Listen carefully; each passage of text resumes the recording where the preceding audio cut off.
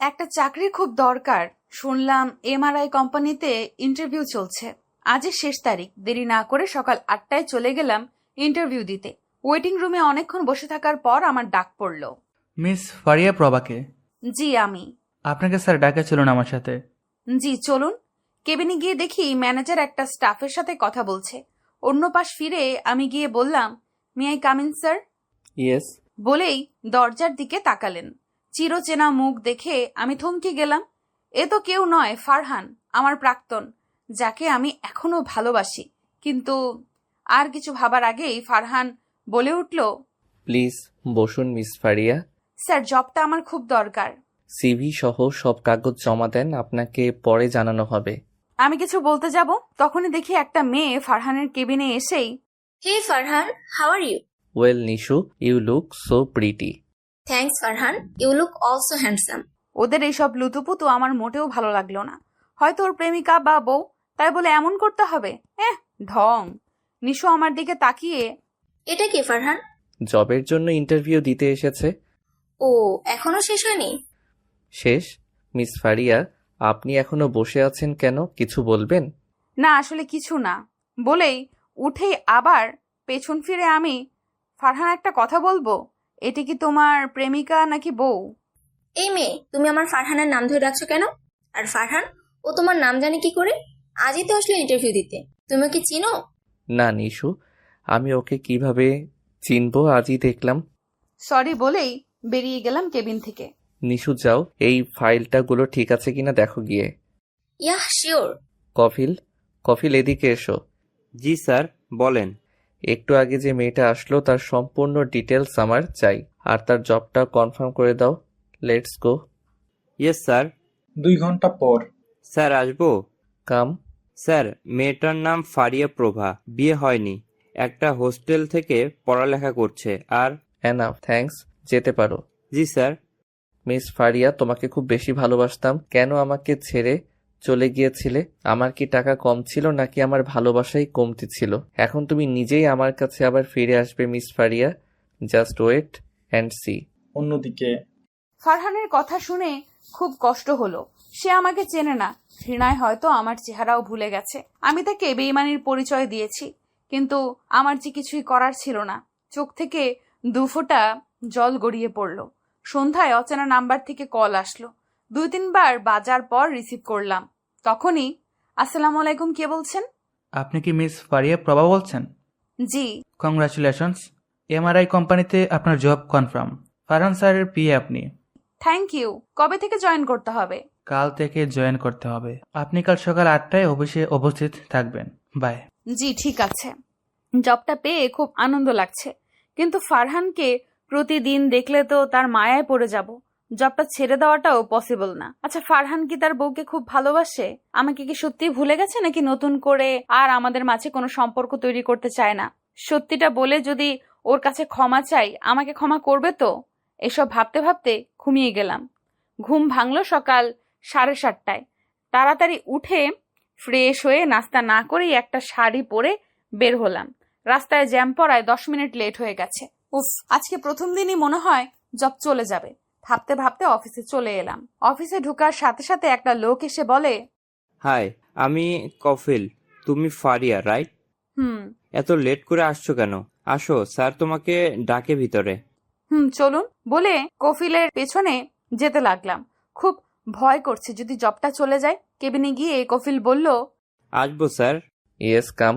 Sir, miss Faria আসছেন। প্রথম দিনই 10 মিনিট লেট, বাকি দিনগুলো তো পড়েই আছে। এভাবে চললে জব করা যাবে না মিস ফারিয়া। কফিল, তুমি যাও এখন। জি স্যার। মিস ফারিয়া, বসুন আপনি। জি স্যার, থ্যাঙ্কস বলে বসলাম। নিশু কিছু না বলেই ফারহানের কেবিনে ঢুকে বলল, good morning Farhan. Morning Nishu. Farhan, ওর কি জব কনফার্ম হয়ে গেছে? নিশু, ও আজ থেকে আমার পিএ। হট ফারহান, তাহলে আমি কি? আমার পোস্ট আমি ছেড়ে দিব না, তুমি ওকে অন্য জায়গায় পোস্ট করো। বস কে, আমি না তুমি? আমি যা বলছি শুনেছ না? নাও গো। নিশু রেগে চলে গেল কেবিন থেকে। মিস ফারিয়া, ফাইলগুলো কমপ্লিট করে দিন। জি স্যার বলে ফাইল নিয়ে উঠে কেবিন থেকে বের হব তখনই, আপনাকে আমি কোথাও যেতে বলেছি? আমার সামনে বসে সব ফাইল চেক করুন। কিন্তু স্যার, কোনো কিন্তু নয়, এখানে বসেই কাজ করুন। ওকে আজ 1 বছর পর তোমায় এত কাছে পেলাম, দূরে দূরে থাকতে দেই কি করে মাইজান? আমি ফাইলগুলো দেখছিলাম, তখন দেখি তেলাপোকাটা মনের সুখে ফোন টিপছে আর মুচকি মুচকি হাসছে।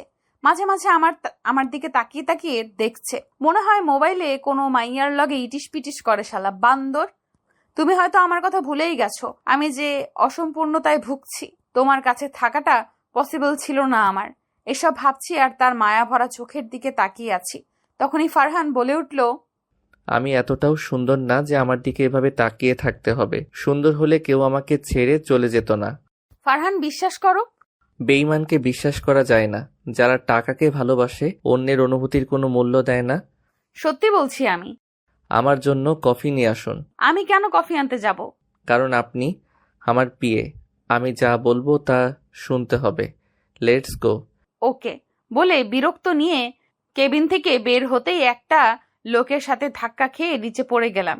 সাথে সাথে এই লোকটাকে ইতর, বিলাই, গাধা, প্লাস্টিক, চোখে দেখেন না উগান্ডা থেকে আমদানি হয়েছে মনে হয়, বলেই উঠতে যাব।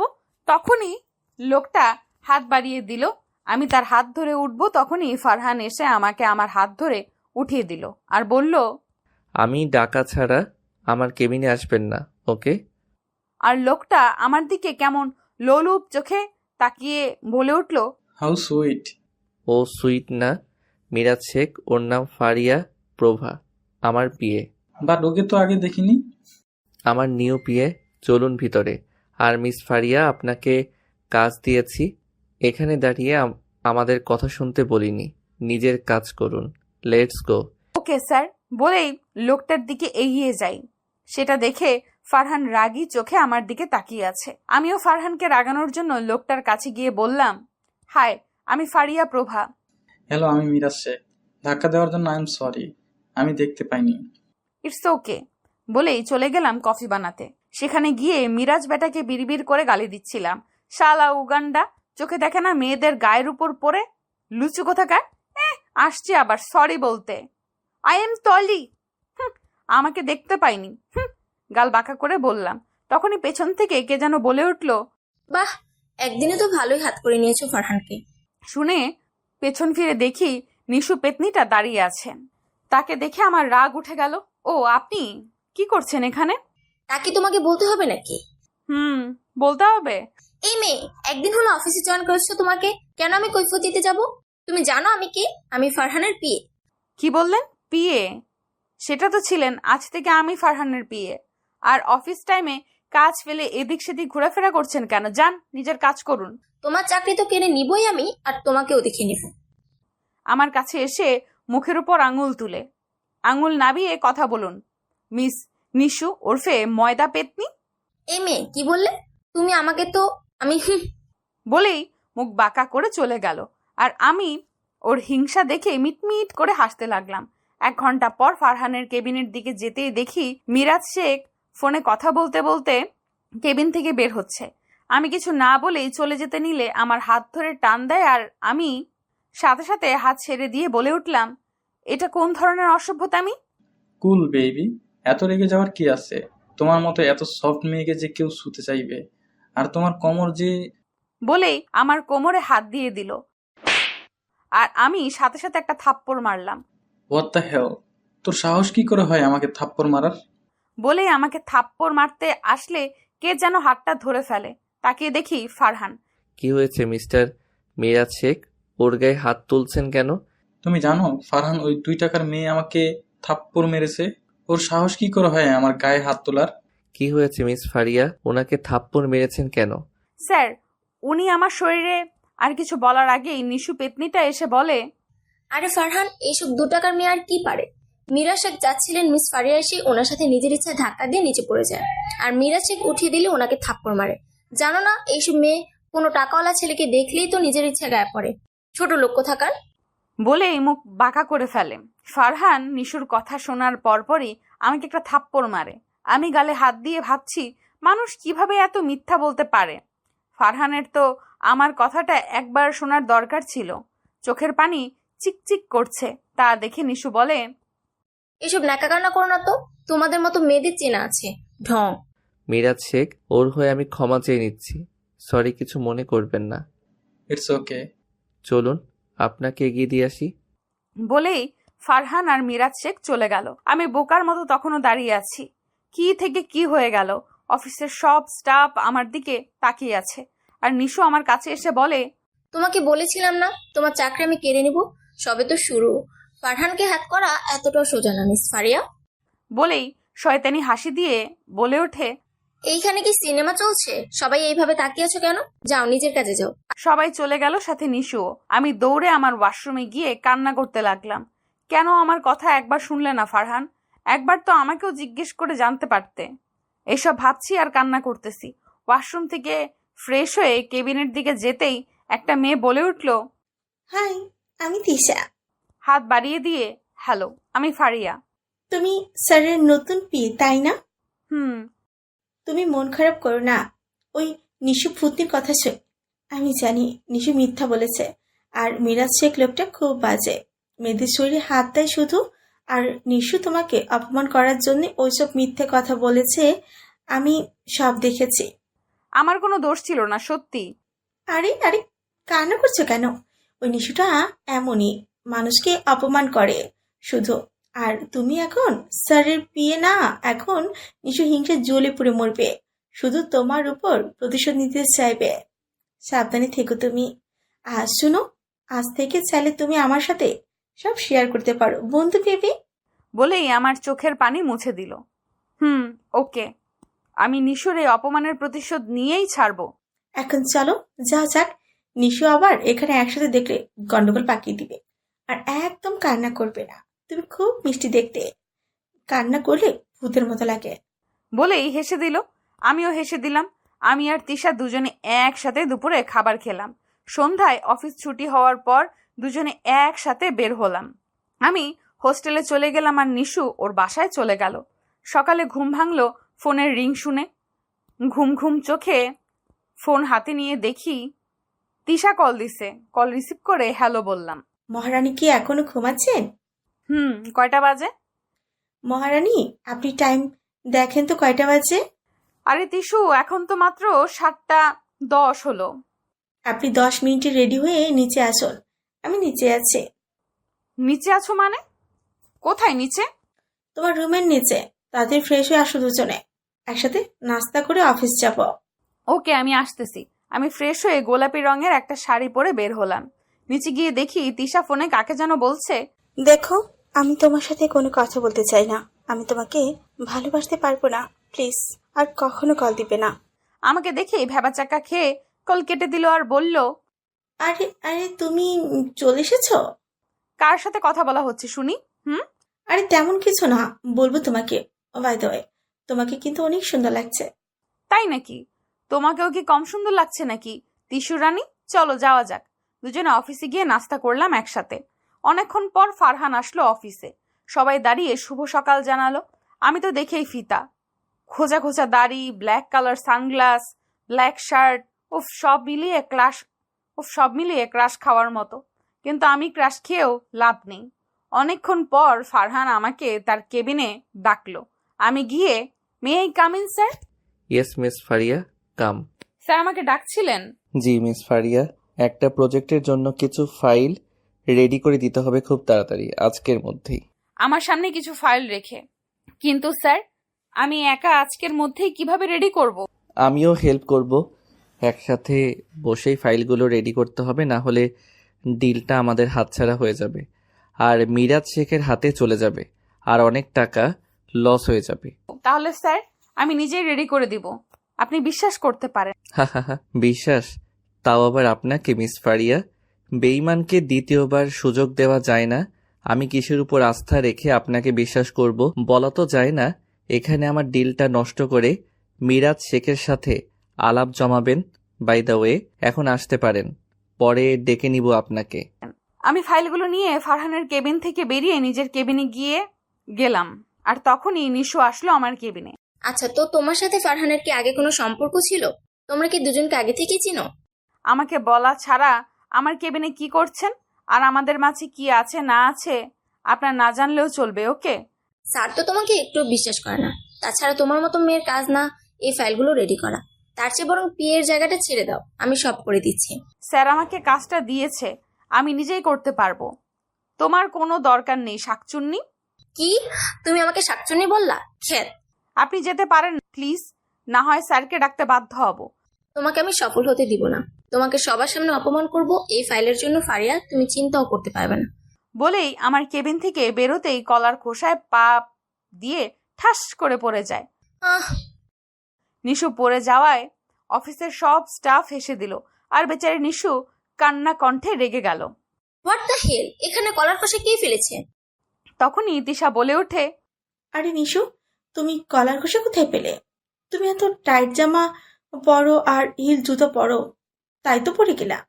আমার দিকে তাকিয়ে চোখ টিপে বুঝতে আর বাকি রইল না যে এটা তিশার কারসাজি। আমিও তিশার সাথে মিলে বলতে লাগলাম, আরে হ্যাঁ নিশু, তুমি কি এই বয়সে চোখে কম দেখো নাকি? এখানে কত পরিষ্কার কলার খোসা কোথায় পেলে? কাল থেকে এইসব পরে এসো না। তখনই ফারহান এসে বলে, কি হচ্ছে?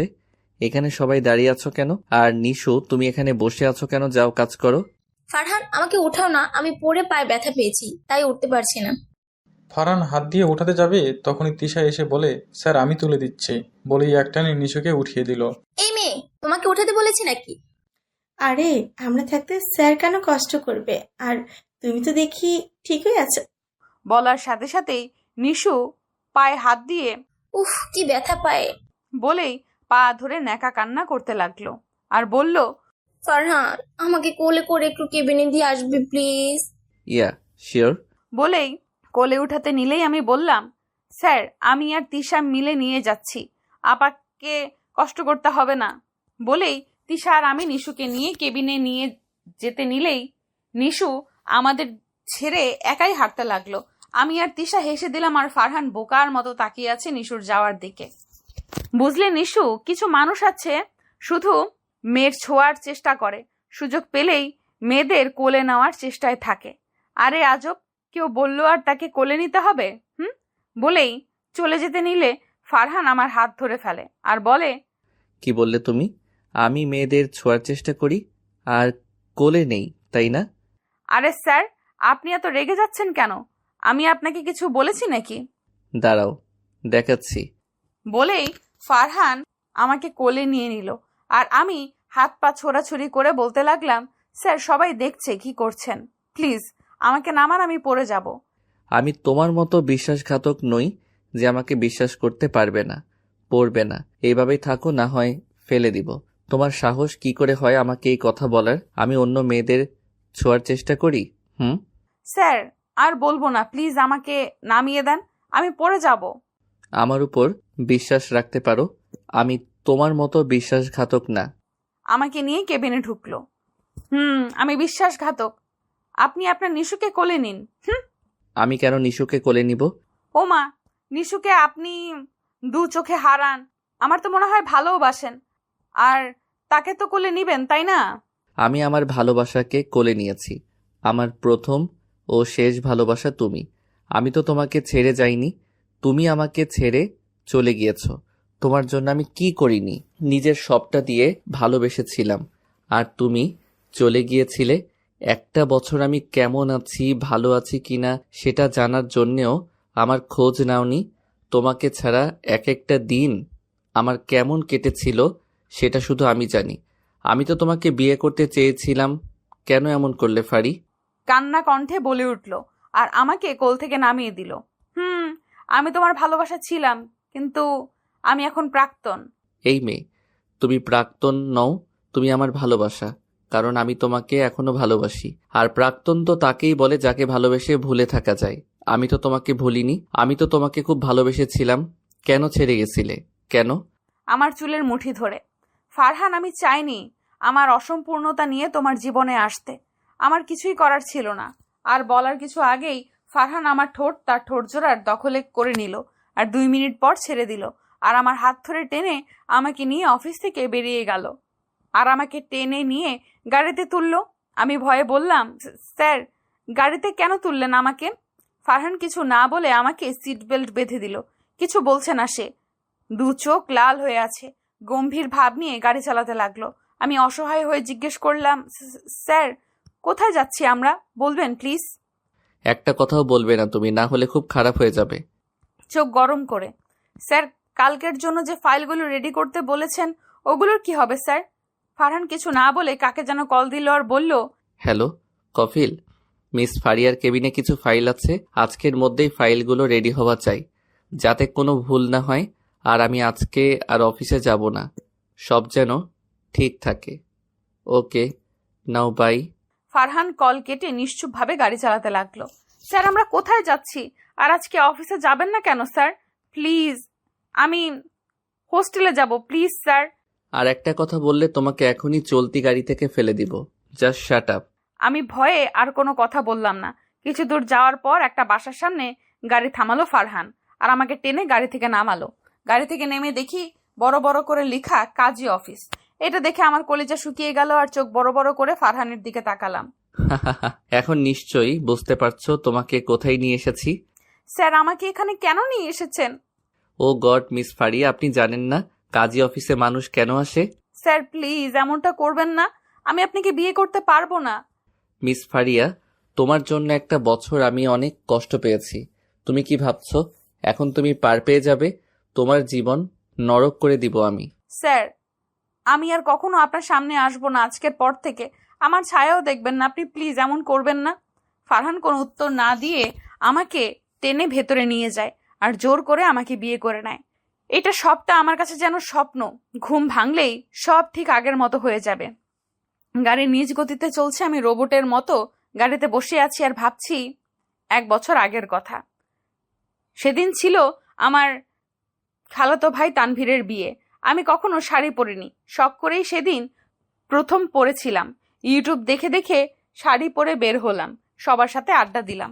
এক এক করে সবাই হলুদ দিল ভাইয়াকে। আমি শাড়ি সামলাতে না পেরে উপরে যাচ্ছিলাম শাড়ি চেঞ্জ করতে। অন্ধকারে সিঁড়ি দিয়ে ওঠার সময় ধাক্কা খেয়ে পড়ে যেতে নিলেই কেউ ধরে ফেলে। আমি চোখ বন্ধ করে চোর বলে চিৎকার দিতেই লোকটি আমার মুখ চেপে ধরে আর বলে, এই চুপ চুপ, প্লিজ চিৎকার করবেন না। আমি ফারহান, তানভীরের বন্ধু। মোবাইলের ফ্ল্যাশ জ্বালিয়ে ওনার মুখের উপর ধরে বলেই মুখ থেকে হাত ছেড়ে দিল। ও গড, বাঁচলাম। কিন্তু আপনি এখানে কি করছেন? না, আসলে আমি ছাদে গিয়েছিলাম বাতাস খেতে। ছি, কি গন্ধ সিগারেটের, ইয়াক। আপনি সিগারেট খেতে গেছিলেন ছাদে, তাই না? না মানে, জি। এখন আমি সবাইকে বলবো আপনি সিগারেট খান। আরে আপনি তো অনেক কিউট, একটা পিক তুলি। বলেই ফারহান ফারিয়ার একটা ছবি তুলে নিল আর তাকে দেখিয়ে বলল, অনেক কিউট না? আমি তাকিয়ে দেখি আমার পেট থেকে শাড়িটা একটুখানি সরে গিয়েছে। তাড়াতাড়ি শাড়িটা ঠিক করে নিলাম। এখন যদি তুমি সবাইকে বলো আমি সিগারেট খাই, তাহলে এই ছবি আমি সবাইকে দেখাবো। আমি কাউকে বলবো না আপনি সিগারেট খান। প্লিজ এটা ডিলিট করে দিন না। বুঝবো কিভাবে তুমি সত্যি বলছো? এখন থাক, পরে না হয় ডিলিট করে দিব। বলেই শয়তানি হাসি দিয়ে চলে গেল। আমি মনে মনে গালি দিতে দিতে উপরে গিয়ে শাড়ি চেঞ্জ করে একটা প্লাজো আর শার্ট পরে ঘুমিয়ে গেলাম। সকালে আম্মুর ডাকে ঘুম ভাঙে। ফারিয়া, এই ফারিয়া উঠ, কয়টা বাজে খেয়াল আছে? উঠ। আম্মু আরেকটু ঘুমাই না। এটা কি আমাদের বাসা নাকি যে এত লেট করে ঘুম থেকে উঠবি? সবাই রেডি হয়ে গেছে, তোর ভাইয়া রেডি হয়ে যাচ্ছে, তোকে রেডি হতে বলেছে, বউ আনতে যাবে, চল উঠ। আমি উঠে ফ্রেশ হয়ে নাস্তা করলাম। একটা লেহেঙ্গা পরে হালকা সেজে চুল ছেড়ে দিলাম। চুড়ি পরতে পরতে নিচে যাচ্ছি, এমন সময় একটা ধাক্কা খেলাম আর চুড়িগুলো পড়ে গেল। রাগে চোখে তাকিয়ে দেখি ফারহান। ফারহানকে দেখে রাগ আরো বেশি উঠে গেল। আচ্ছা, সব সময় ধাক্কা আমার সাথেই কেন খেতে হবে আপনার, বলুন তো? চোখে দেখেন না আপনি? চোখ কি হাতে নিয়ে হাঁটেন যত সব? ফারহান আমার দিকে তখনও ড্যাব ড্যাব করে তাকিয়ে আছে। আমি ওর চোখের সামনে তুড়ি বাজিয়ে বললাম, ও হ্যালো, আপনাকেই বলছি, কানে শুনতে পান না নাকি? ফারহান কিছু না বলে চুড়িগুলো তুলে আমার হাত ধরে পরিয়ে দিল আর বলল, সারা জীবন চুরি পরানোর দায়িত্ব দিবে আমাকে? কি বললেন আপনি? মানে আপনার নামটাই তো জানা হলো না, নামটা যদি বলতেন। আমার নাম ফারিয়া প্রভা। বাহ, অনেক সুন্দর নাম, ঠিক তোমার মতো। বলেই গাড়িতে উঠলাম। এক এক করে আমি উঠে বসলাম আর কোথা থেকে ফারহান এসে আমার সাথে বসলো। আরে আরে, আপনি কি করছেন? আপনি কই, কি করলাম আমি? আপনি আমার পাশে কেন বসলেন? আর কোথাও তো জায়গা নেই বসার, তাছাড়া আমার ভালো লেগেছে, বসেছি। তোমার কি তাতে? নাকি আমার মতো স্মার্ট একটা ছেলে পাশে বসাতে অস্বস্তি হচ্ছে? আমি বলে অন্য পাশ ফিরে তাকিয়ে আছি আর ফারহান বসে বসে ফোন টিপছে। সবাই ওই বাসায় গিয়ে পরিচিত হলো, সবাই আড্ডা দিচ্ছে। এমন সময় চোখ গেল ফারহানের দিকে, দেখেই তাকিয়ে আছি, খুব মায়াবী লাগছে। ভাইয়ার সাথে কথা বলছে আর আমি তাকিয়ে আছি। তখনই কে যেন বলে, হাই, আমি নৌসিন খান। হ্যালো, আমি ফারিয়া। আপনাকে কিন্তু দারুণ লাগছে। থ্যাঙ্কস। ওয়েলকাম। একটু সোজা হয়ে দাঁড়ান। কেন? কিছু না বলে আমার কপালে হাত দিয়ে টিপটা ঠিক করে দিল। আসলে টিপটা বাঁকা হয়ে গেছে আপনার। থ্যাঙ্কস। নওশিনের সাথে কথা বলতেছি হেসে হেসে। এমন সময় দেখি ফারহান আমার দিকে কেমন করে তাকিয়ে আছে। আমি তা দেখে আরো বেশি করে হেসে কথা বলতে লাগলাম নওশিনের সাথে। আচ্ছা, আমি কি আপনার নাম্বারটা পেতে পারি? আর কিছু বলার আগেই ফারহান বলে ওঠে, ব্রো, ও তো ফোন ইউজ করে না, তাই না বউ? ওইদিকে চলো তো বউ, তোমার সাথে কথা আছে। ফারহানের মুখে বউ ডাক শুনে আমি স্তব্ধ হয়ে গেছি। কি বলে ও? আরে কি বলছেন এসব? আমি কেন আপনার বউ? আর কিছু বলার আগেই আমাকে টেনে নিয়ে গেল একটা দেওয়ালের সাথে হাত চেপে ধরে বলে, ওই ছেলের সাথে কিসের এত কথা তোমার? হাত ছাড়ুন, আমি আপনার বউ হতে যাব কেন? আর কার সাথে কি বলবো? এটা আমার ইচ্ছা, আপনার কি? আমার সব। তুমি কোন ছেলের সাথে কথা বলতে পারবে না, এটাই শেষ কথা। 1000 বার বলবো। আপনি কে বাধা দেওয়ার? বললে আমার থেকে খারাপ কেউ হবে না। আর টিপ পড়ার দরকার নেই। নেক্সট টাইম টিপ পড়লে আমাকে জিজ্ঞেস করবে ঠিক হয়েছে কিনা, ওকে? বইই গেছে আপনাকে জিজ্ঞেস করতে। আমার এই কথাটি বলে চলে যেতে নিলেই ফারহান ফারিয়ার কোমর ধরে টেনে আবার দেয়ালের সাথে চেপে ধরে আর ফারিয়ার মুখের উপর তার মুখটা নিয়ে আসে। ফারিয়ার সাথে সাথে চোখ বন্ধ করে ফেলে। যেটা করতে চাইছি, বেশি বাড়াবাড়ি করলে কিন্তু রেহাই পাবে না। বলেই চলে গেল আর আমি বোকার মতো দাঁড়িয়ে আছি। শালা গরু ইতর টিকটিকি, আমি কি করব না করব তোকে জিজ্ঞেস করতে হবে, লুচু একটা, বলে গালি দিতে লাগলাম মনে মনে। ভাইয়ের বিয়ে সম্পূর্ণ হলো, বউ নিয়ে সবাই বাসায় চলে গেল। রাতে সবাই বসে আড্ডা দিচ্ছে। খেয়াল করলাম ফারহান নেই। ওকে না দেখতে পেয়ে কেমন জানি হচ্ছিল, এদিক ওদিক করছিলাম। পেছন থেকে এসে ফারহান বলে উঠল, কাউকে কি খুঁজছো তুমি? খুঁজবো আমি? আমি কিন্তু জানি কাকে খুঁজছো। এখানে তো সবাই আছে, আমি ছিলাম না? আমি ভুল না বললে সত্যি আমাকেই খুঁজছো? হ্যাঁ, আপনাকে খুঁজতে আমার বইয়েই গেছে।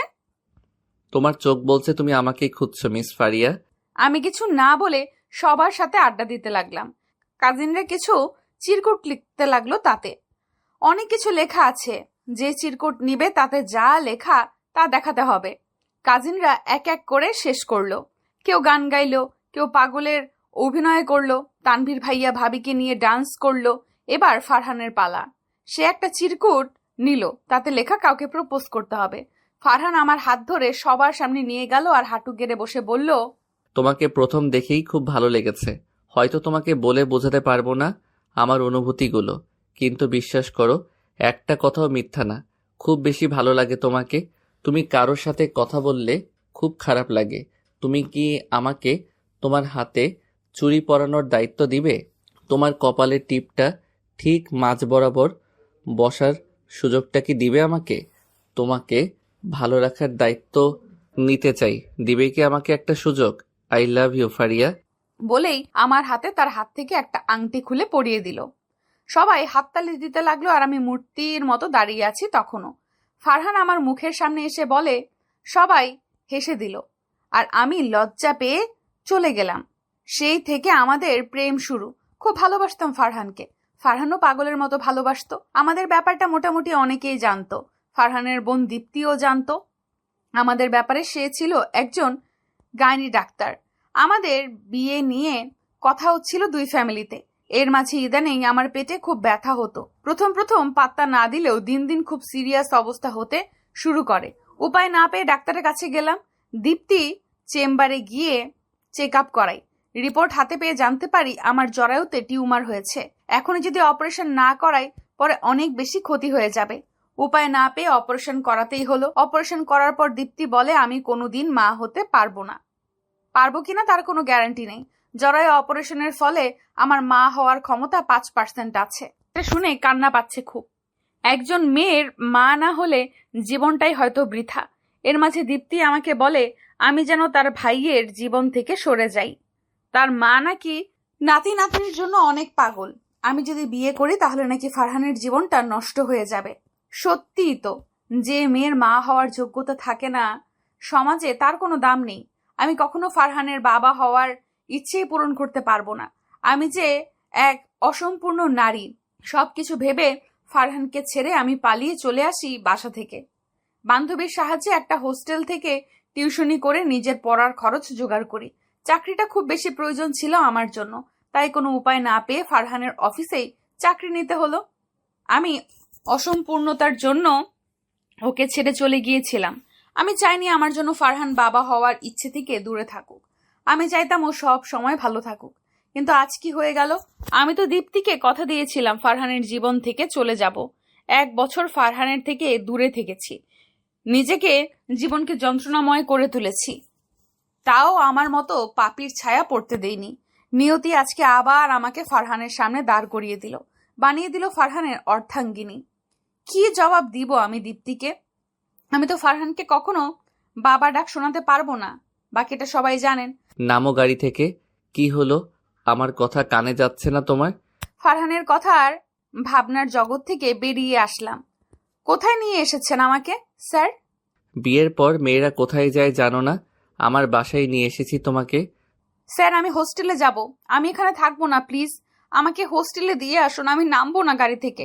তুমি এখানেই থাকবে আমার সাথে। আমার কথার উপরে কোনো কথা বলবে না, আমি পছন্দ করি না। বলেই ফারহান আমাকে কোলে করে ভেতরে নিয়ে গেল। আর বাসায় ঢুকে রহিমা খালা বলে কাকে যেন ডাকলো। তখন একটা মহিলা আসলো, দেখেই বোঝা যাচ্ছে কাজ করে তার বাসায় তাকে। জি স্যার। আমাদের জন্য খাবারের ব্যবস্থা করো। আচ্ছা স্যার। বলে কি ভেবে মুচকি হেসে চলে গেল। আর আমি বলে উঠলাম, স্যার আমাকে প্লিজ নামান, আমি এই বাসায় থাকবো না। চুপ, একদম চুপ। তুমি শরীয়ত মোতাবেক এবং আইন অনুযায়ী আমার বউ, তোমাকে আমার কাছেই থাকতে হবে। Mind it. আপনি জোর করে আমাকে বিয়ে করেছেন, আমি মানি না এই বিয়ে। আমি ডিভোর্স দিব আপনাকে, চলে যাব এই বাসা থেকে। কি বললে তুমি? আমাকে ডিভোর্স দিবে? আরেকবার এই কথা মুখেও যদি এনেছো তাহলে জিহ্বা কেটে দিব, আর বেশি বাড়াবাড়ি করলে পা কেটে ঘরে রেখে দিব। বলেই আমাকে একটা রুমে নিয়ে খাটে বসিয়ে দিল। আমি এই বাসায় থাকবো না বলে দরজার দিকে পা বাড়ালেই ফারহান আমার হাত চেপে ধরে দেওয়ালের সাথে আর বলে, আমি চাই না তোমার সাথে খারাপ কিছু করতে। এটা আমার বাসা, এখানে আমার কথাই শেষ কথা। এক পাও নড়বে না, এখানেই বসে থাকো আমি না আসা পর্যন্ত। বলেই বেরিয়ে গেল বাইরে দরজা লক করে। আর আমি ফুপিয়ে ফুপিয়ে কান্না করতে করতে ঘুমিয়ে গেছি। ঘুম ভাঙে ফারহানের ডাকে। ফারিয়া উঠো, পরে ঘুমাইও, ফ্রেশ হয়ে আসো। আমি কিছু না বলে বসে আছি, কারণ এখানে আমার কোনো জামা কাপড় নেই। কি হলো, যাও। আমার জামা নেই এখানে। তোমার পাশে দেখো অনেক শাড়ি জামা আছে, তোমার যেটা মন চাই পরে নাও। নিচের দিকে তাকিয়ে পাশে তাকিয়ে দেখি অনেকগুলো শপিং ব্যাগ, মনে হচ্ছে একটা দোকান তুলে নিয়ে এসেছে বাসায়। আমি একটা জামা নিলাম হাতে, তখনই ফারহান বলে, আজকে আমাদের বিয়ের প্রথম দিন, শাড়ি পরো। বলেই আমার হাতে একটা নীল রঙের শাড়ি দিয়ে বলে, যাও এটা পরে এসো, ডানে ওয়াশরুম আছে। আমি কিছু না বলে হাত থেকে শাড়ি নিয়ে ওয়াশরুমে চলে গেলাম। ফ্রেশ হয়ে শাড়ি পরে বের হলাম, চুল থেকে পানি পড়ছে। দেখি ফারহান বসে বসে ফোন টিপছে, আমাকে দেখে তাকিয়ে আছে। আমি কাকে দেখেছি? আমার নীল পরি একদম বউ বউ লাগছে, ইচ্ছে করছে জড়িয়ে ধরে ভেজা চুলের স্মেল। ইস, পাগল হয়ে যাব। ফারহানের এমন ভাবে তাকিয়ে থাকা দেখে আমি মনে মনে গালি দিতে লাগলাম, শালা লুচু মেয়ে, মনে হয় জীবনেও দেখেনি, চোখ দিয়ে গিলে খাচ্ছে। আমি কিছু না বলে আয়নার সামনে গিয়ে চুল মুছতে লাগলাম। তখনই কেউ পেছন থেকে আমার কোমরে হাত দিয়ে জড়িয়ে ধরে চুলে মুখ গুজে ভেজা চুলের স্মেল নিচ্ছে। বুঝতে বাকি নেই এটা ফারহান। আমি সাথে সাথে তাকে সরিয়ে দিয়ে বলি, আপনি আমায় স্পর্শ করেন কোন অধিকার নিয়ে? তুই মনে হয় ভুলে গেছো, তুমি আমার বউ, আর বউকে স্পর্শ করার অধিকার আমার আছে। আমি আপনাকে বর হিসেবে মানি না। তুমি না মানলে কি হবে? দুনিয়ার সবাই মানবে তুমি আমার বউ। বাই দ্য ওয়ে, ভেজা চুলে কিন্তু তোমাকে দারুণ লাগে। শালা লুচু। ছি ছি, নিজের বরকে শালা বললে পাপ হবে বউ। আমার বয়ে গেছে আপনাকে বর ডাকতে। তোমার ক্ষুধা লাগেনি? লাঞ্চ করবে না? চলো। আমি খাবো না, আমার ক্ষুধা নেই। তুমি বললে তো হবে না ক্ষুধা নেই। ওকে, আমি তোমাকে খাইয়ে দিচ্ছি। ওয়েট, রহিমা খালা, এদিকে এসো। বলে কাজের লোককে ডাকতে লাগলো। একটু পর রহিমা খালা আসলো। জি স্যার। আমাদের জন্য খাবারগুলো আমার রুমে পাঠিয়ে দাও। আচ্ছা স্যার। বলেই চলে গেল। কিছুক্ষণ পর খাবার নিয়ে রুমে আসলো রহিমা খালা। খাবার রেখে চলে গেল।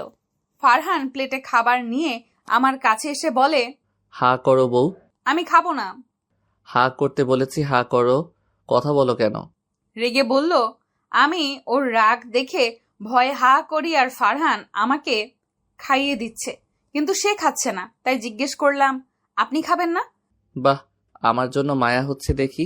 1 বছর যে আমার কোনো খবর ছিল না, তখন তো আমি খাচ্ছি কিনা তার খবর রাখুনি। এখন আর মায়া দেখাতে হবে না। ফারহানের কথায় খুব কষ্ট পেলাম। আমার খেতে ইচ্ছে করছে না, আপনি খেয়ে নিন। বেশি কথা বলো তুমি। তোমাকে খাইয়ে দিয়ে তারপর আমি খাবো। ফারহান আমাকে খাইয়ে নিজে খেয়ে নেয়। রাতে অফিসের কাজ শেষ করে আবার আমাকে খাইয়ে দেয়, সাথে নিজেও খায়। আমি খাটে বসে বসে ভাবছি, ফারহানের মা কোথায় আর তার বোন দীপ্তি বা কোথায়। জিজ্ঞেস করতেও ভয় লাগছে। যদি এখানে থাকে তো দেখার কথা, কিন্তু এখন পর্যন্ত তো দেখতে পেলাম না। আচ্ছা, আমি জবাব দিব কি দীপ্তিকে আর ফারহানের মাকে? আমাকে মেনে নেবে তো? ফারহান যদি জানে আমার মা হওয়ার ক্ষমতা নেই, তাহলে আমাকে কি আবার ডিভোর্স দিয়ে দিবে? না, যেভাবে হোক ফারহানের থেকে দূরে সরে যেতে হবে। এইসব ভাবছি। অন্যদিকে ফারহান বসে বসে ফোন টিপছে। আমাকে চিন্তিত দেখে বলে, কি ভাবছো ফারিয়া? ফারহানের কথায় ভয় পেয়ে বলি, মানে কই কিছু না। তোমাকে দেখে চিন্তিত মনে হচ্ছে। আপনার তো মা বাবা আর বোন কোথাও দেখছি না। বাবা দেশের বাইরে গিয়েছে অফিসের কাজে, আর মা দীপ্তি ঘুরতে গেছে কয়েকদিনের জন্য।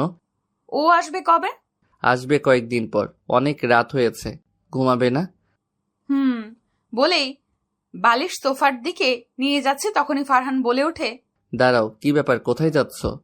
কেন, ঘুমাতে। ঘুমাবে, ভালো কথা। বালিশ নিয়ে কোথায় যাচ্ছ? আমি সোফায় ঘুমাবো। কেন? খাটে কি সমস্যা নাকি? জায়গা হবে না খাটে? আমি আপনার সাথে থাকবো না। আমার সাথে থাকবে না তো কার সাথে থাকবে? তুমি ভুলে গেছো নাকি তুমি আমার বিয়ে করা বউ? আমি আপনাকে বর মানি না, আমাকে জোর করে বিয়ে করেছেন। আমি আমার ভালোবাসাকে বিয়ে করেছি, তুমি আমার বউ এখন।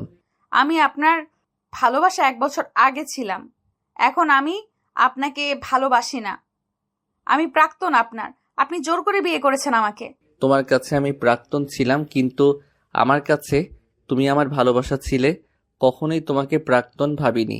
আর আজ থেকে তুমি আমার বউ, এটা মাথায় রাখবে। কিছু দরকার হলে রহিমা খালাকে বলবে এনে দিতে। ঘরের বাইরে যাবে না, এখন খাটে এসে ঘুমাও। আমি থাকবো না আপনার সাথে, আমি সোফায় ঘুমাবো। আর আমাদের ডিভোর্স পেপার তৈরি করুন, আমি চলে যাব। ডিভোর্সের কথা শুনে ফারহান আমাকে টেনে তার সাথে মিশিয়ে আমার ঠোঁটে তার ঠোঁট ডুবিয়ে দেয় আর জোরে একটা বাইট কামড় দিয়ে বসিয়ে দেয়। আমি ব্যথায় কোকিয়ে উঠি, আমার চোখের কোণে পানি জমে যায়। ফারহান আমাকে ছেড়ে দেয়। ঠোঁটে হাত দিয়ে দেখি রক্ত বেরিয়ে গেছে। আর কখনো ডিভোর্সের কথা মুখে আনলে এর চেয়েও খারাপ হবে। বলেই আমাকে বুকে নিয়ে জড়িয়ে ধরে শুয়ে পড়ে, আর আমি কান্না করতে করতে ঘুমিয়ে পড়ি। আর সকালে উঠে দেখি আমি অচেনা একটা ঘরে শুয়ে আছি। আমি উঠে বসে কোথায় আছি বোঝার চেষ্টা করছি। এর মধ্যে ফারহান কফি নিয়ে রুমে আসলো। ওকে দেখে সব মনে পড়লো, আর আমি রাগ দেখেও না দেখার ভান করে অন্য পাশ ফিরে বসে আছি। ফারহান কফি রেখে আমাকে পেছন থেকে জড়িয়ে ধরে বলে, গুড মর্নিং সোনা বউ। কিসের বউ? কার বউ? আমি কারো বউ না। আর আপনি আমাকে যখন তখন জড়িয়ে ধরেন কেন? নিজের বউকে না জড়িয়ে ধরলে কাকে ধরবো? আচ্ছা যাই হোক, ফ্রেশ হয়ে আসো, যাও একসাথে কফি খাবো। তাড়াতাড়ি আমার অফিসে যেতে হবে। আমিও যাব অফিসে। ওকে। আর একটা কথা, মিরাজ শেখ আসবে, ওনার থেকে দূরে থাকবে। আর সেদিন থাপ্পড় মারার জন্য আমি সরি বউ। আমি জানি দোষ তোমার ছিল না, তখন নিশু আর মিরাজ শেখের কথা শুনে রাগ হয়েছে খুব, কিন্তু পরে তিশা আমাকে সব বলেছে। আমি সত্যি সরি।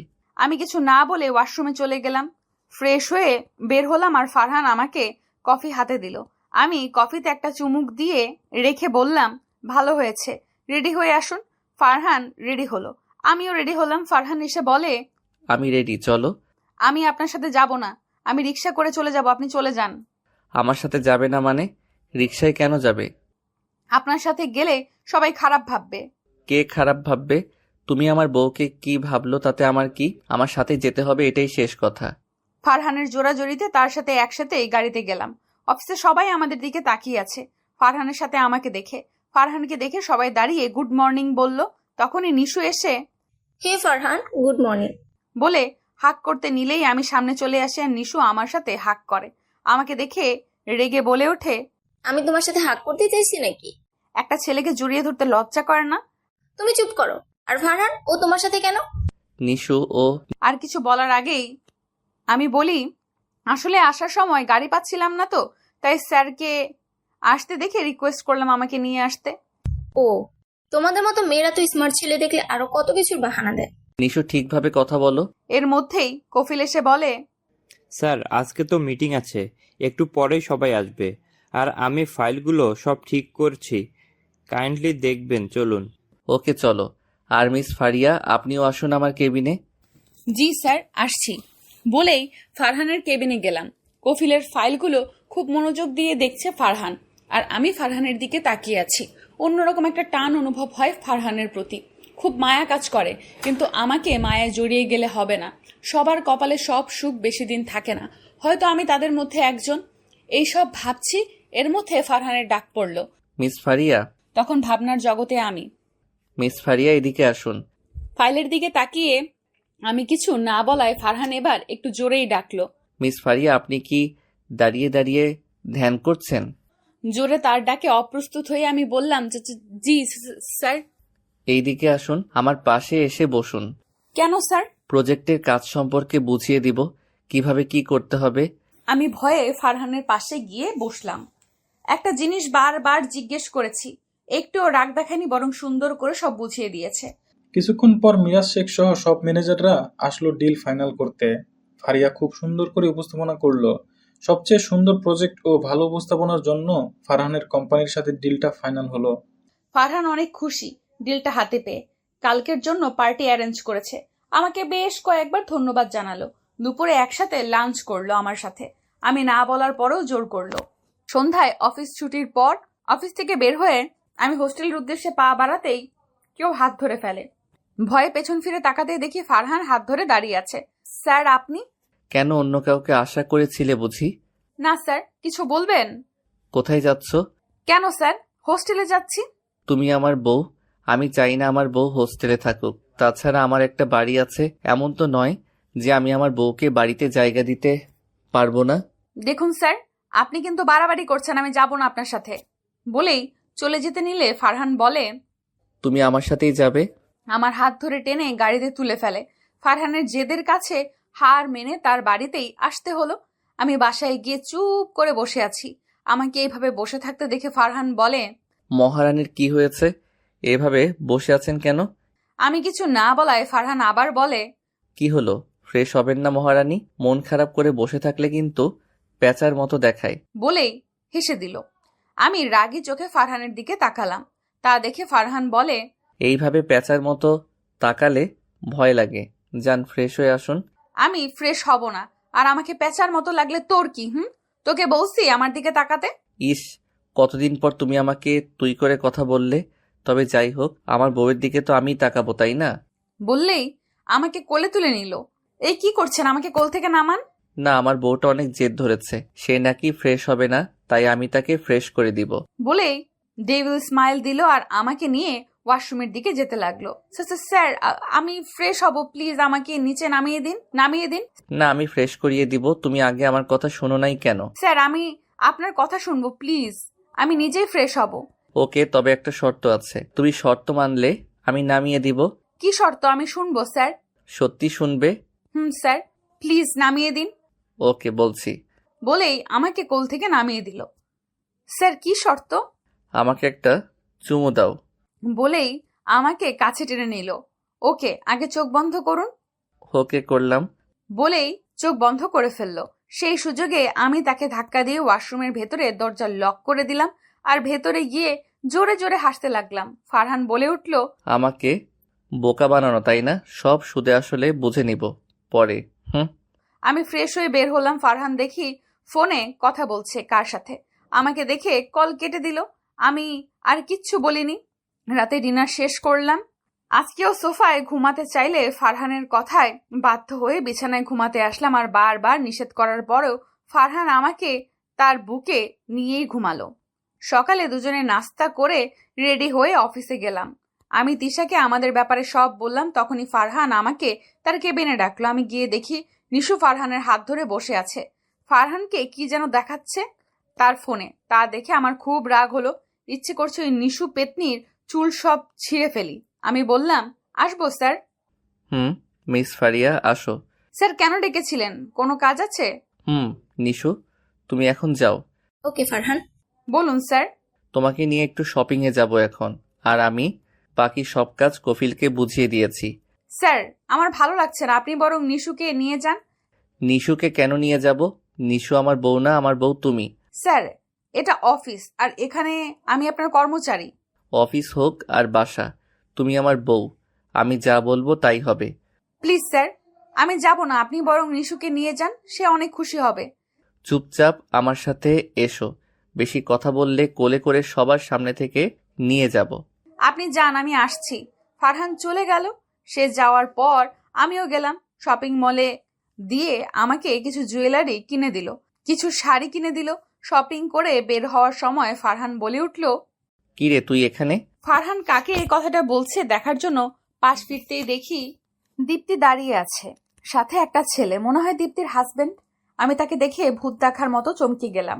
কিছু না বলে চলে যেতে নিলেই ফারহান আমার হাত ধরে ফেলে। আরে দাঁড়াও, কোথায় যাচ্ছ? না মানে স্যার। থাক, কিছু বলতে হবে না। আর দীপ্তি, তাসিন, তোমরাও কি শপিং করতে এসেছো? দীপ্তি আমার দিকে তাকিয়ে আছে, কিছু বলছে না। তাই তার হাজবেন্ড তাসিন বলে ওঠে, ভাইয়া, দীপ্তিকে নিয়ে একটু শপিং করতে বের হলাম। আর মেয়েটি কে? আমার দিকে তাকিয়ে কথাটা বলল তাসিন। ফারহান কিছু বলার আগে আমি বলে উঠি, আমি ওনার। বাকিটা বলার আগেই ফারহান বলে, ও আমার ওয়াইফ তাসিন। কি বলছো এসব ভাইয়া?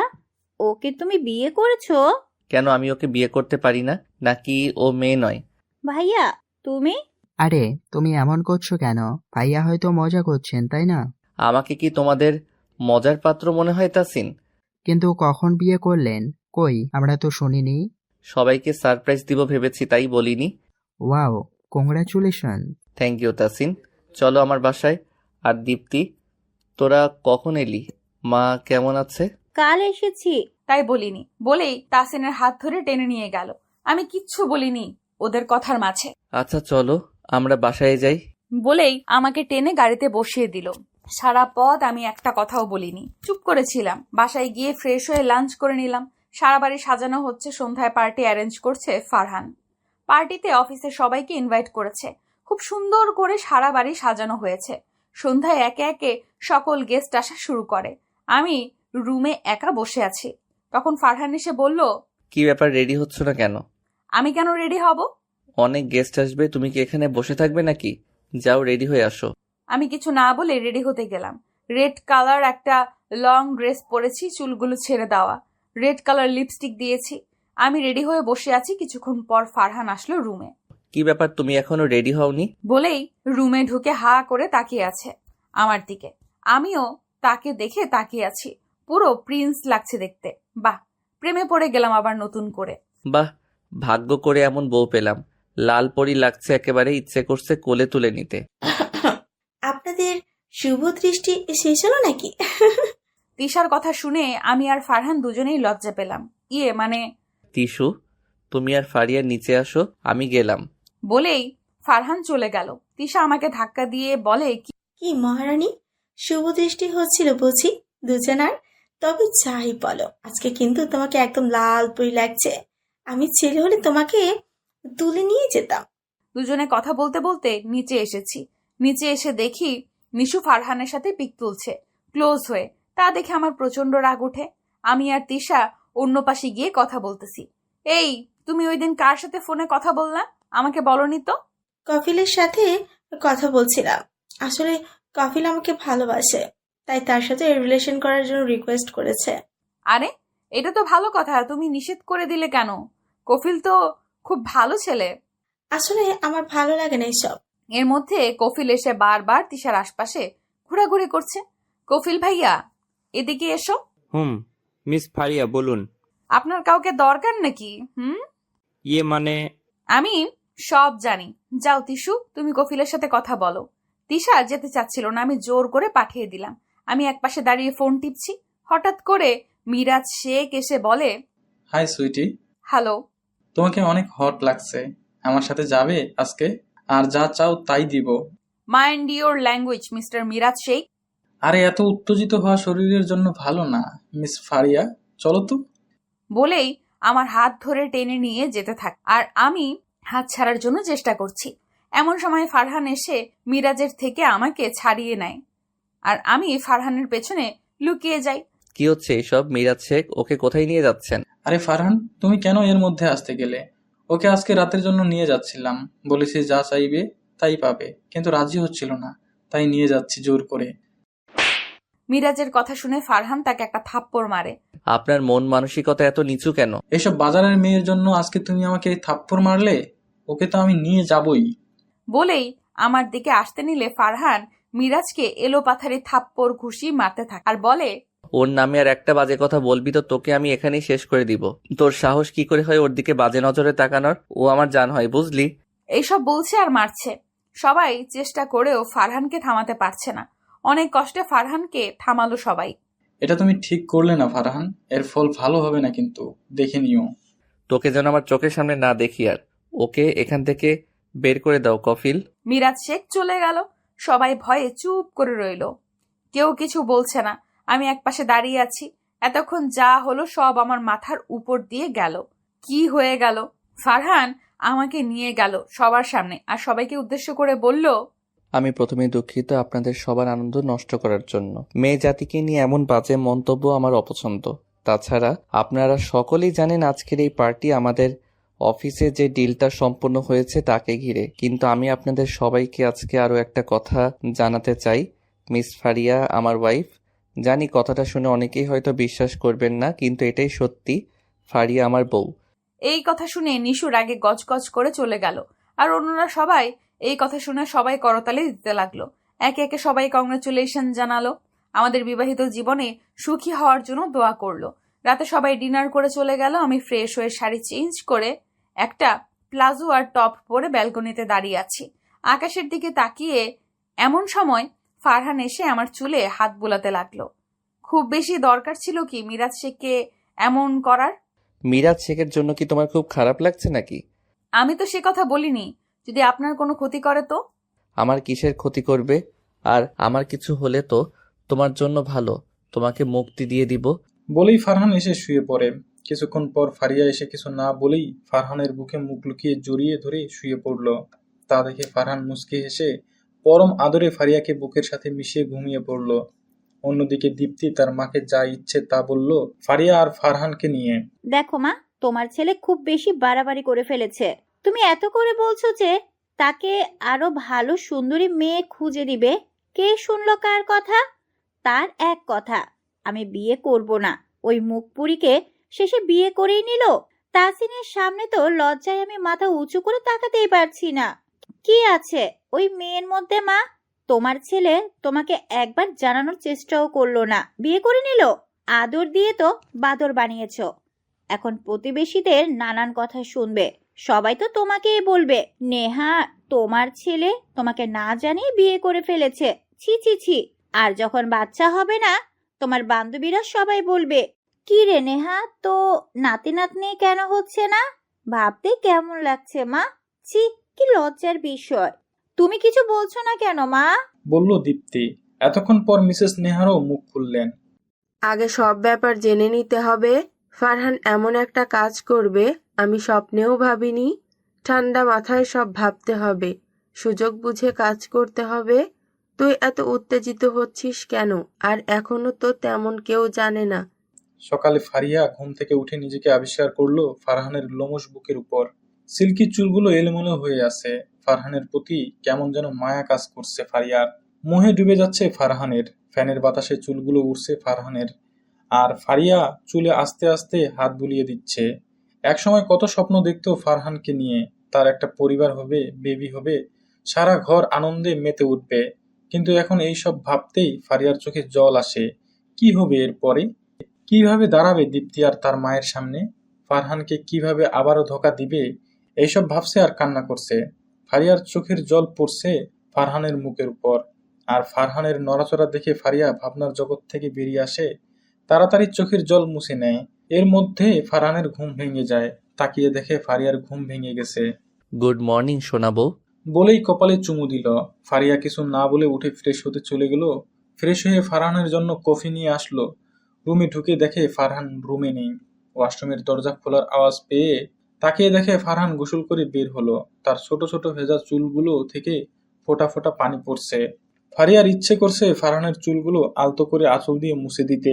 ফারহানের ভেজা লোমশ বুকে হাত বুলে দিতে ইচ্ছে করছে।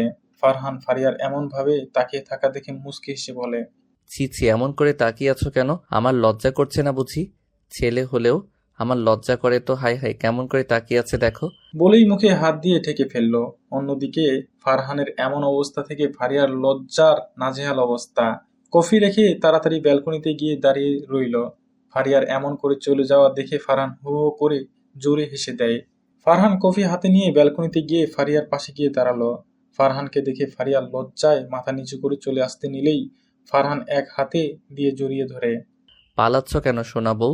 বরকে একা ফেলে কোথায় পালানো হচ্ছে? ফারিয়ার কাঁধে পরম আবেশে নাক ঘষে কথাটি বলল। পালাবো কেন? তাহলে এখানেই থাকো। বলেই কফিতে চুমুক দিল ফারহান। বাহ, অসাধারণ হয়েছে। এখন থেকে রোজ সকালে আমার জন্য কফি বানিয়ে দিবে। আমি সকালের শুরুটা তোমার হাতের কফি দিয়েই শুরু করতে চাই, মাই লাভলি কুইন। আমি পারবো না আপনার জন্য কফি বানাতে। তুমি না বানিয়ে দিলে আর কি করার? নিশুকে কফি বানানোর দায়িত্ব দিব। কথাটি বলার সাথে সাথে ফারিয়া রাগী চোখে ফারহানের দিকে তাকালো। তা দেখে ফারহান মুচকি হাসি দিল আর বলে, আচ্ছা, আমি অফিসে যাব, রেডি হতে হবে। আগে আমি রেডি হই। তোমার আজ থেকে অফিস যাওয়ার দরকার নেই, তুমি বাসায় থাকো। মানে তোমার আজকে থেকে অফিস যাওয়া বন্ধ। তুমি বাসায় থাকবে। আমি আসলে আমার কি লাগবে না লাগবে তার খেয়াল রাখবে। সবকিছু রহিমা খালা থেকে জেনে নিবে। ওকে শোনাবো। কফি রেখে জড়িয়ে ধরে বলে কথাগুলো বলল। ফারিয়া কিছু বলতে যেও পারল না। ঠিক আছে। ফারহান রেডি হয়ে অফিসে চলে গেল। যাওয়ার আগে ফারিয়ার কপালে ভালোবাসার পরশ দিয়ে গেল আর সাবধানে থাকতে বলল। ফারহান দুপুরে ফারিয়াকে কল দিয়ে জিজ্ঞেস করলো খেয়েছে কিনা, কি করছে। ফারিয়ার একা একা বোরিং লাগছিল, তাই রহিমা খালার কাজে সাহায্য করলো, তার সাথে গল্প করলো। অনেক ভাব জমে গেল দুজনের মধ্যে। সন্ধ্যায় ফারহান বাসায় ফেরার পর ফারিয়া ফারহানকে পানি এগিয়ে দেয়। যা যা দরকার সব ঠিক মতো সময় মতো দিচ্ছে। ফারিয়ার এসব আচরণ ফারহানকে বেশ অবাক করেছে, আবার মনের ভিতরে প্রশান্তি অনুভব করছে। রাতে ডিনার করে দুজনে ঘুমিয়ে পড়ে। সকালে ফারিয়া ফারহানকে কফি বানিয়ে আর ফারহান অফিসে চলে যায়। এখন মোটামুটি সব ঠিকঠাক। ফারিয়া যথেষ্ট খেয়াল রাখে ফারহানের। ফারহান তো আকাশের চাঁদ হাতে পেয়েছে যেন, তবে কোথাও না কোথাও তাদের মাঝে দূরত্ব থেকেই যায়। এইভাবে একদিন কেটে যায়। ফারহান ফারিয়ার জন্য অফিস থেকে আসার সময় বেলি ফুল নিয়ে আসে, চকলেট নিয়ে আসে, মাঝে মাঝে বাইরে নিয়ে যায় ফারিয়াকে নিয়ে। এভাবেই কেটে যায় আরো কয়েকটা দিন। অন্যদিকে দীপ্তি। আচ্ছা মা, তুমি কিছু বলছো না কেন ভাইয়াকে? মান সম্মান তো সব শেষ করে দিচ্ছে আস্তে আস্তে। চারদিকে জানাজানি হয়ে যাচ্ছে। এখনই কিছু একটা করতে হবে। আচ্ছা ফারিয়া, আমি আসছি, নিজের খেয়াল রেখো। বলেই ফারহান ফারিয়ার কপালে চুমু দিয়ে চলে গেল। ফারহান চলে যাওয়ার পর ফারিয়ার একা একা লাগছিল, তাই রহিমার সাথে গল্প করছে। এমন সময় কলিং বেল এর আওয়াজ শুনে রহিমা বলে, এখন আবার ক্যাডা আইলো? করো, কিছু দরকার হয়তো। আচ্ছা দেখি। বলে রহিমা উঠে দরজা খুলতে যাবে, তখন ফারিয়া বলে, তুমি বসো, আমি দেখছি। বলেই উঠে দরজা খুলে দেখে একটা মহিলা দাঁড়িয়ে আছে। মহিলাটিকে দেখে ফারিয়া তাকিয়ে আছে, কারণ মহিলাটিকে সে চিনে না। ফারিয়ার তাকিয়ে থাকার দেখে মহিলাটি বলে উঠে, কি ভেতরে আসতে বলবে না? নাকি এটাও জানো না যে কেউ দরজায় দাঁড়িয়ে থাকলে তাকে ভেতরে নিয়ে যেতে হয়? মহিলাটির কড়া গলার কথা শুনে ফারিয়া একটু অপমান বোধ করলেও তা বুঝতে না দিয়ে পরম সম্মানের সাথে ভিতরে আসতে বলে। মহিলাটি ভিতরে আসে। এতক্ষণে রহিমা খালাও চলে এসেছেন। কে আসলো দেখার জন্য। রহিমা খালা এসে বলে, আরে ম্যাডাম, আপনি আসেন, ভেতরে আসেন, উনি ফারহান স্যারের মা। ফারিয়াকে উদ্দেশ্য করে কথাটা বলল রহিমা। ফারিয়া বুঝতে পেরে সালাম করার জন্য এগিয়ে গেলে ফারিয়াকে সালাম করতে না দিয়ে নেহার বলে উঠেন, থাক, আর আদিক্ষেতা দেখাতে হবে না। আসলে মা, আমি আপনাকে চিনতে পারিনি। আমি চা বানিয়ে নিয়ে আসছি আপনার জন্য, বসুন আপনি। বলে যেতে নিলেই মিসেস নেহার বলে উঠেন, কোথাও যেতে হবে না তোমার। তোমার সাথে আমার কিছু কথা আছে। বলেই সোফায় আরাম করে বসলো। জি বলুন। আরে দাঁড়িয়ে আছো কেন? বসো বসো। জি। কত টাকা চাই তোমার? কিসের টাকা? তুমি নিশ্চয়ই জানো তোমার কখনো বাচ্চা হবে না, কারণ তোমার মা হওয়ার ক্ষমতা নেই। জানোই তো আমার একটাই ছেলে, আর আমি চাই আমার ছেলের বাচ্চা হোক। আমার বংশবৃদ্ধির জন্য তো তার বাচ্চা হওয়া অত্যাবশ্যক, তাই না? যা তুমি তাকে দিতে পারবে না। আমি চাই না তুমি আমার ছেলেকে বাবা ডাক শোনা থেকে বিরত রাখো। আমার খুব ইচ্ছে আমার নাতি নাতনি হবে। সবাই যদি জানে এমন একটি মেয়ের সাথে ফারহানের বিয়ে হয়েছে যার কিনা বাচ্চা হবে না, অপমানে আমি কাউকে মুখ দেখাতে পারবো না। আর তুমি চিন্তা করো না, তোমার যত টাকা লাগে আমি তোমাকে দিব। তোমাকে আমার ছেলের জীবন থেকে চলে যেতে হবে। তোমার সব খরচের দায়িত্ব আমি নিব। আমি কি বলতে চেয়েছি আশা করি বুঝতে পেরেছো। না বুঝলে আবার বুঝিয়ে দেব, সমস্যা নেই। দুপুরে অনেকবার কল দিয়েও ফারিয়াকে পায়নি ফারহান। হয়তো তার ফোনে চার্জ নেই, তা ভেবে আর কল দিল না। অফিসের কাজের চাপে ফারিয়ার কথা আর মনে পড়েনি। সন্ধ্যায় অফিস ছুটির পরে ফারিয়ার জন্য চকলেট নিল অনেকগুলো। চকলেট ফারিয়ার খুব প্রিয়। তাদের রিলেশন চলাকালীন ফারিয়ার রাগ করলে চকলেট দিয়ে ফারিয়ার রাগ ভাঙাতো ফারহান। ফারিয়ার বাচ্চামিগুলো মনে করে মুচকি হাসে ফারহান। আকাশটা মেঘলা হয়ে আছে, খুব জোরে বৃষ্টি নামতে পারে। অনেকদিন পর ফারিয়াকে পেয়েছে, তাই ফারহান চায় ফারিয়ার সাথে বৃষ্টি বিলাস করতে। খুব খুশি লাগছে ফারহানের আজকে। খুব দ্রুত গাড়ি চালিয়ে বাসায় যাচ্ছে ফারহান। বাসায় গিয়ে কলিং বেল চাপ দিলে রহিমা খালা এসে দরজা খুলে দেয়। রহিমা খালাকে দেখে একটু অবাক হয় ফারহান, কারণ এই কয়েকদিন ফারিয়া দরজা খুলে দিত। কারণ এই সময় ফারহান আসে। আজকে ব্যতিক্রম দেখে ফারহান একটু অবাক হলেও কিছু বলে না। উপরে চলে যায় নিজের রুমে। রুমে গিয়ে ফারিয়াকে না দেখে ডাকা শুরু করে দেয়। সাড়া না পেয়ে রুম ভালো করে দেখে, ব্যালকনিতেও না দেখে ওয়াশরুমে চেক করে, না, ফারিয়া ওয়াশরুমেও নেই। এতক্ষণে বৃষ্টি শুরু হয়ে গেছে। ফারহান ভাবলো হয়তো ছাদে গেছে। ফারহান ছাদে গিয়ে দেখলো ফারিয়া নেই, আর বৃষ্টি হচ্ছে, তাই থাকার কথাও না। ফারিয়াকে না পেয়ে ফারহান তাড়াতাড়ি নিচে নেমে ফারিয়াকে ডাকতে লাগলো। ফারিয়ার কোনো সাড়া না পেয়ে ফারহান রহিমা খালাকে ডাকতে লাগলো। রহিমা খালা, কোথায় তুমি? জোরে জোরে ডাকতে লাগলো। ফারহানের এমন জোরে ডাকা শুনে রহিমা খালা তড়িঘড়ি করে এসে বলে, কি হইছে স্যার? ফারিয়া কোথায়? হ্যাঁ কইলো বাড়ি চলে যাইতাছি। বাড়ি চলে গেছে মানে কি? রেগে জোরে কথাটা বলল। ফারহানের কথা শুনে রহিমা খুব ভয় পেয়ে যায় আর বলে, ম্যাডাম আইছিল, তাই বৌমনিরে কইছে চইলা যাইতে। মা এখন কেন আসলো, আর কেনই বা ফারিয়াকে চলে যেতে বললো? তুমি কিছু শুনেছো কি? কি বলেছে মা? হ শুনছি, বৌমনি নাকি মা হইতে পারবো না, হেল্লাইগা কইছে আপনি জীবন থেকে চইলে যাইতে 1 বছর আগে। আর ম্যাডাম বৌমনিরে কইছে আপনার ভালা চাইলে চইলা যাইতে। বৌমনি সব খরচ চালাইব।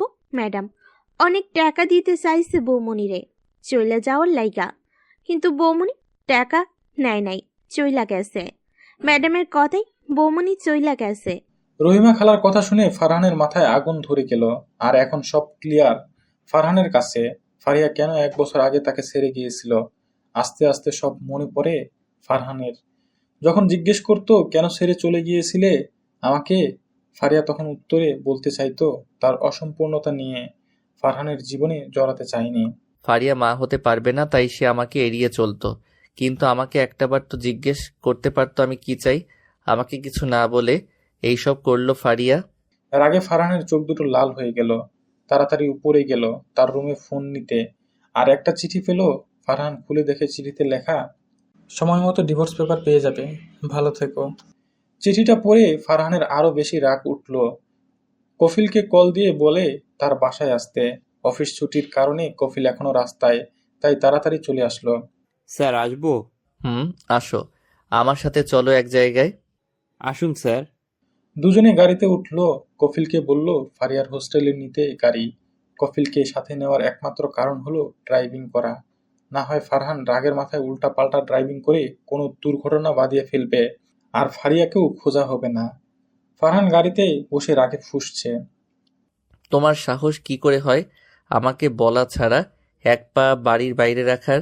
তুমি আমার বউ, আমার কথাই শেষ কথা। আমাকে জিজ্ঞেস করা ছাড়া কেন তুমি বাড়ি ছেড়ে গেছো এর একটা উচিত শিক্ষা তো পাবেই তুমি। কে কি বলল না বলল সেদিকে মাথা ঘামানোর তো কোনো দরকার ছিল না তোমার। এইসব ভাবছে আর রাগে ফুঁসছে। এর মধ্যে ফারহান তার মা নেহারকে কল দিল। 2-3 বার রিং হওয়ার পরই রিসিভ করলো নেহার। কেমন আছিস বাবা? আমি কেমন আছি তোমার তো জানার কথা, তাই না? এখন জিজ্ঞেস করার কি দরকার আছে? আমাকে ভালো থাকতে তো তোমরা দিবে না, তাই না? কি বলছিস এইসব তুই? তুই কি ভুলে গেছিস তুই কার সাথে কথা বলছিস? সম্মান করতে ভুলে গেলি নাকি? তোর স্মৃতিশক্তি লোপ পেয়েছে? ও প্লিজ মা, আমি সম্পূর্ণ সুস্থ। আর আমাকে না ম্যানার শেখাতে এসো না। আমি যা বলছি ঠিকই বলছি। কেন এসেছিলে আজকে আমার বাসায়? আমার ভালো থাকা কি তোমার আর তোমার মেয়ের সহ্য হয় না নাকি ফারিয়া বাড়ি ছেড়ে চলে গেছে, ফারিয়ার কিচ্ছু হলে তোমাদের ভালো হবে না? ফারহানের এসব কথা শুনে নেহার এর গা যেন জ্বলে যাচ্ছে, কিন্তু চুপ করে আছে। এটা ভেবে খুশি লাগছে যে তার তার প্ল্যান সাকসেসফুল হয়েছে। নেহারের এমন চুপ করে থাকা দেখে ফারহান আবার বলে উঠে, কালকে সকালে যাতে তোমাকে আর তোমার মেয়েকে আমার বাসায় পাই, এটাই শেষ কথা। বাই। বলেই ফারহান ফোন কেটে দিল। বেচারা কফিল ভয়ে কিছু বলছে না, কারণ ফারহানের এই রাগের সাথে সে পূর্ব পরিচিত। গাড়ি হোস্টেলের সামনে থামতেই ফারহান নেমে ফারিয়াকে খুঁজতে লাগলো। কফিল গিয়ে হোস্টেলের ম্যানেজারের সাথে কথা বলল। উনি বলেছে ফারিয়া নাকি অনেকদিন হলো হোস্টেলে আসে না। ফারহানের বুঝতে বাকি রইল না ফারিয়া তার বাড়ি চলে গেছে। দুজনে গিয়ে গাড়িতে বসলো। রাগে ফারহানের শরীর কাঁপছে মনে হচ্ছে। ফারহান কফিলকে ফারিয়ার ঠিকানা বলল, তাড়াতাড়ি গাড়ি চালাতে বলল। কফিল ফারহানের এমন অবস্থা দেখে ভয়ে ভয়ে গাড়ি চালাতে লাগলো। এর মাঝে ফারহান কফিলকে ধমক দিয়ে বলে উঠল, এত আস্তে গাড়ি চালালে কখন যাব, তোমাকে না নিয়ে আসাই বেটার ছিল। Sorry sir. বলেই জোরে গাড়ি চালাতে লাগলো ভয়ে। অন্যদিকে মিসেস মেহতাজ ঘরে বসে টিভি দেখছিলেন। কলিং বেল এর আওয়াজ শুনে বিরক্ত নিয়ে দরজা খুলে দেখে যে একটা মেয়ে দাঁড়িয়ে আছে। ভালো করে খেয়াল করে দেখলো যে এটা তার একমাত্র মেয়ে ফারিয়া। ফারিয়াকে দেখেই হাউমাউ করে কেঁদে দিলেন মিসেস মেহতাজ। মেহতাজের কান্না শুনে ঘরে থাকা আতিক আব্দুল্লাহ, ফারিয়ার বাবা, ঘর থেকে বেরিয়ে আসেন। এসে দেখেন ফারিয়া বাসায় এসেছে। আর মিসেস মেহতাজ ফারিয়াকে চুমু দিয়ে কান্না করতে করতে বলল, কোথায় চলে গেছিলি তুই? তোকে কত খুঁজলাম। আমাদের কথা কি তোর একটুও মনে পড়েনি মা? একটা বছর কেন দূরে ছিলে আমাদের থেকে? এইসব বলতে লাগলো আর কান্না করতে লাগলো। আতিক সাহেব বলে উঠেন, আরে আমার মামুনিটাকে ঘরে আসতে দিবি তো নাকি? কতদিন পর বাসায় আসলো। ফারিয়া এগিয়ে গিয়ে তার বাবাকে সালাম করলো। তার বাবা ফারিয়াকে বুকে জড়িয়ে নিল এবং ভিতরে নিয়ে গেল। তারপর ফারিয়া তার সমস্যার কথা বলল, কেন ছেড়ে চলে গেছে তাদের, সাথে ফারহানের অফিসে জব করা এবং বিয়ের কথা। ফারহানের মায়ের কথা সব বলল। সব শুনে মিসেস মেহতাজ বলেন, ফারিয়ার উচিত ছিল ফারহানকে বিষয়টা জানানো। আতিক সাহেবও বেশি কিছু বললেন না। অনেকদিন পর মেয়েকে কাছে পেয়েছেন, এতেই অনেক খুশি তারা। মিসেস মেহতাজ নিজের হাতে মেয়েকে খাইয়ে দিল। আজকে সবাই মিলে একসাথে খাবার খেলো। দুপুর ও রাতে খাবার খেয়ে ফারিয়া তার রুমে চলে গেল। ফারহানের একটা ছবি হাতে নিয়ে শুয়ে আছে ফারিয়া, আর ভাবছে মানুষের জীবনে না চাইতেও অনেক কিছু হয়ে যায়, অনেক কিছু পেয়ে যায়, আর না চাইতেও অনেক কিছু হারিয়ে ফেলতে হয়। ফারহানকে খুব মনে পড়ছে, তার সাথে কাটানো প্রতিটা মুহূর্ত মনে পড়ছে। বাইরে খুব বৃষ্টি হচ্ছে। ফারিয়া শোয়া থেকে উঠে ব্যালকনিতে গিয়ে দাঁড়িয়ে আছে। কিছুক্ষণ পর দেখে একটা গাড়ি তাদের বাড়িতে ঢুকছে। তা দেখে ফারিয়া সন্দেহের দৃষ্টিতে তাকিয়ে আছে। ভালো করে খেয়াল করে দেখে এটা ফারহানের গাড়ি। ফারহানের গাড়ি দেখে ফারিয়া খুব ভয় পেয়ে গেছে। ফারহান গাড়ি থেকে নেমে কলিং বেল চাপতে লাগলো একসাথে। কলিং বেলের এমন আওয়াজ শুনে মিসেস মেহতাজ এর রাগ হলো। তিনি চেঁচিয়ে বলেন, আরে আসতেছি তো, এভাবে কলিং বেল চাপার কি আছে? বলেই দরজা খুলতে আসেন। তার সাথে আতিক সাহেবও আসেন। মেহতাজ দরজা খুলে দেখে যে ফারহান দাঁড়িয়ে আছে। তুমি? আমি। ফারিয়া কোথায়? উপরে আছে ওর রুমে। বলা মাত্রই ফারহান 1 মিনিটও দেরি না করে উপরে চলে গেল। ফারিয়ার রুমে গিয়ে দেখে ফারিয়া বিছানায় বসে আছে। ফারহানকে দেখে দাঁড়িয়ে যায় আর বলে, আপনি কেন এসেছেন? আমি তোকে নিয়ে যেতে এসেছি। আমি যাব না কোথাও আপনার সাথে। আপনাকে এখানে কে আসতে বলেছে? ফারহানের মুখে তুই ডাক শুনে ফারিয়া বুঝে যায় ফারহান প্রচন্ড রেগে আছে, সাথে তার চোখ দুটো লাল হয়ে আছে। চল আমার সাথে। বলেই ফারিয়ার হাত ধরে নিচে নিয়ে যায়। আর ফারিয়া বলে, আমি কোথাও যাব না, ছেড়ে দিন আমাকে। বলে হাত সারানোর চেষ্টা করছে।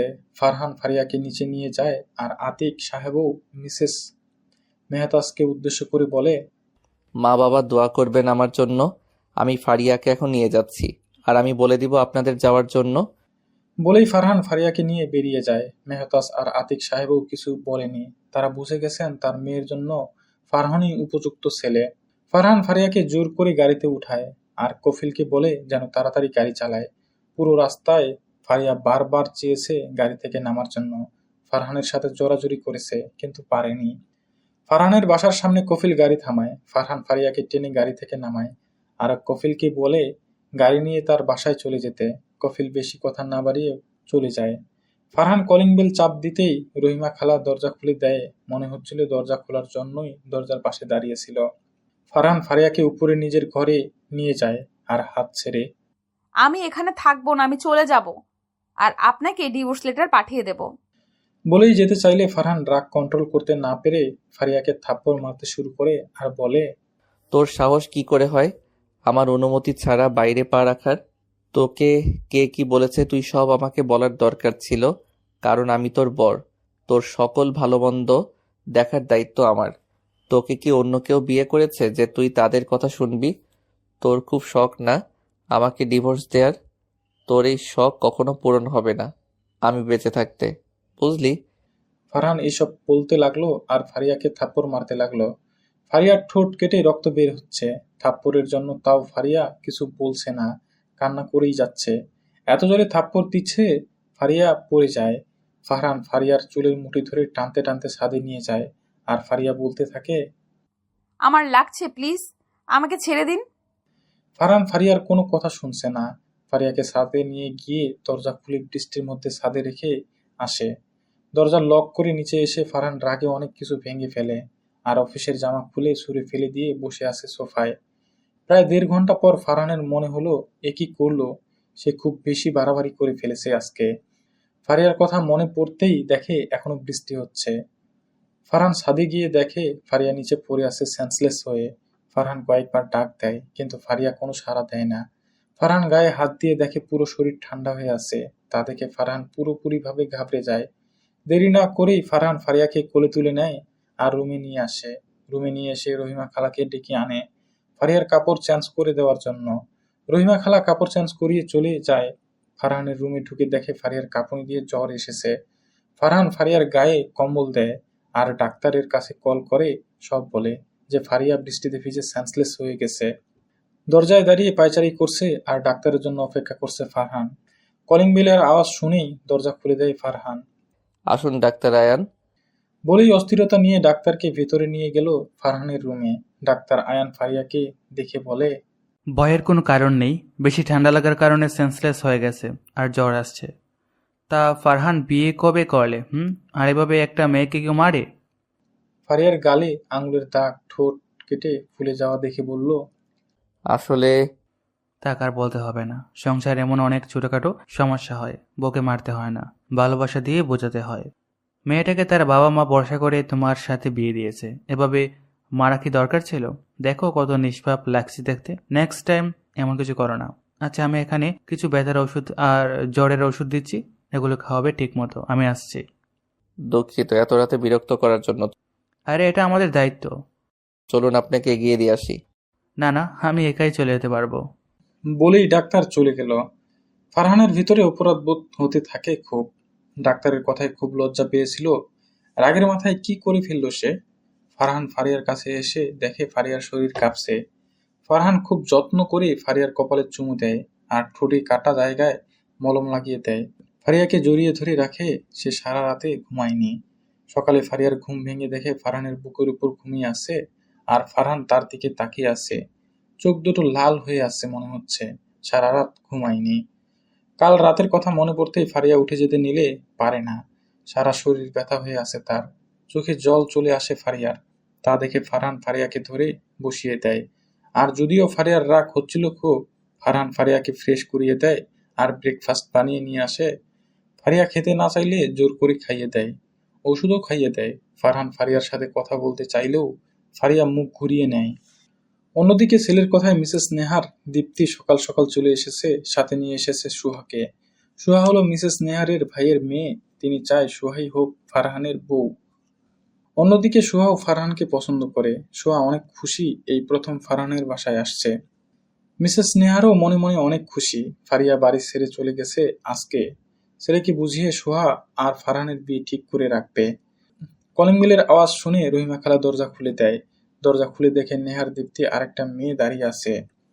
রহিমা খালা সবাইকে ভিতরে আসতে বলে সবাই ভিতরে এসে বসে, আর রহিমা ফারহানকে ডেকে বলে তার মা এসেছে। ফারহান নিচে আসে। ফারহানকে দেখে সুহা বলে, good morning Farhan. Good morning Soha, কেমন আছো? ভালো, তুমি কেমন আছো? ভালো। বলেই রহিমা খালাকে ডাকে। জি স্যার, কিছু কইবেন?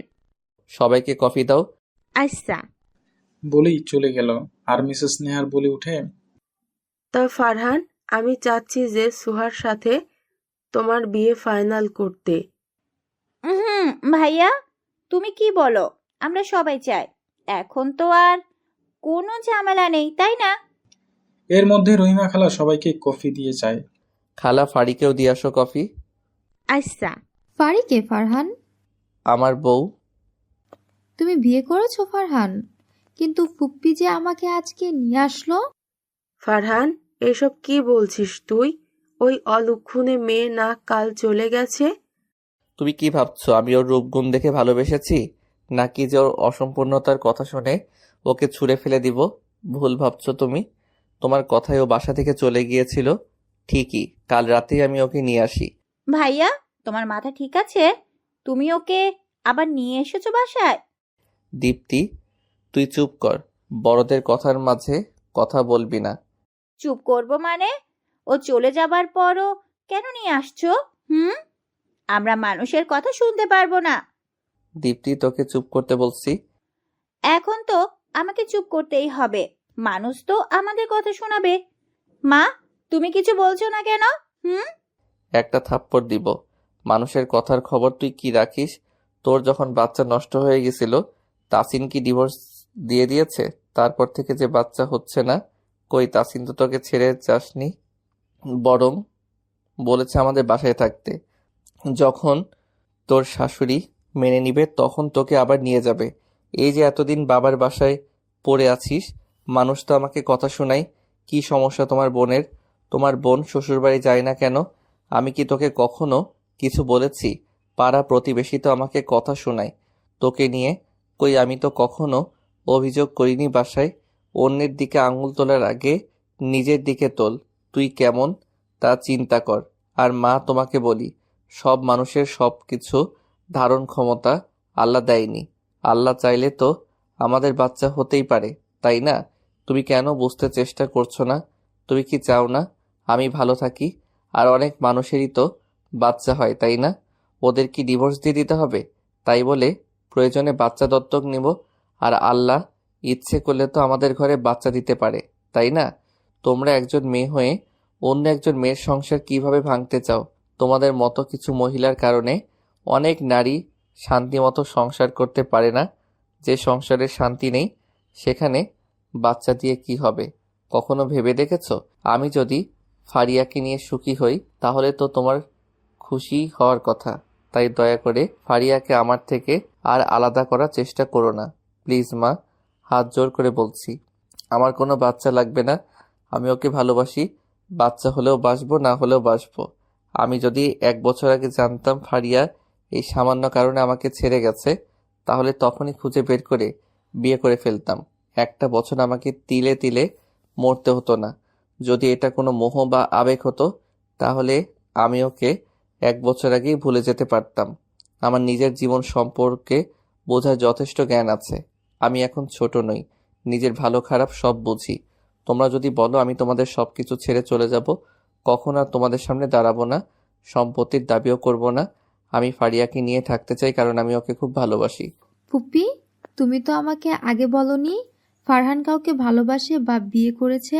আমাকে বললে তো আমি আর আগ্রহ করতাম না। আর ফুপ্পি, ফারহান যাকে নিয়ে সুখে থাকতে চায় হোক না। আর সত্যি তো, বাচ্চা কাচ্চা এসব আল্লাহর দান, আল্লাহ চাইলে কি না করতে পারে। মিসেস নেহার এতক্ষণ পর মুখ খুললেন। ফারহান, আমি সত্যিই দুঃখিত।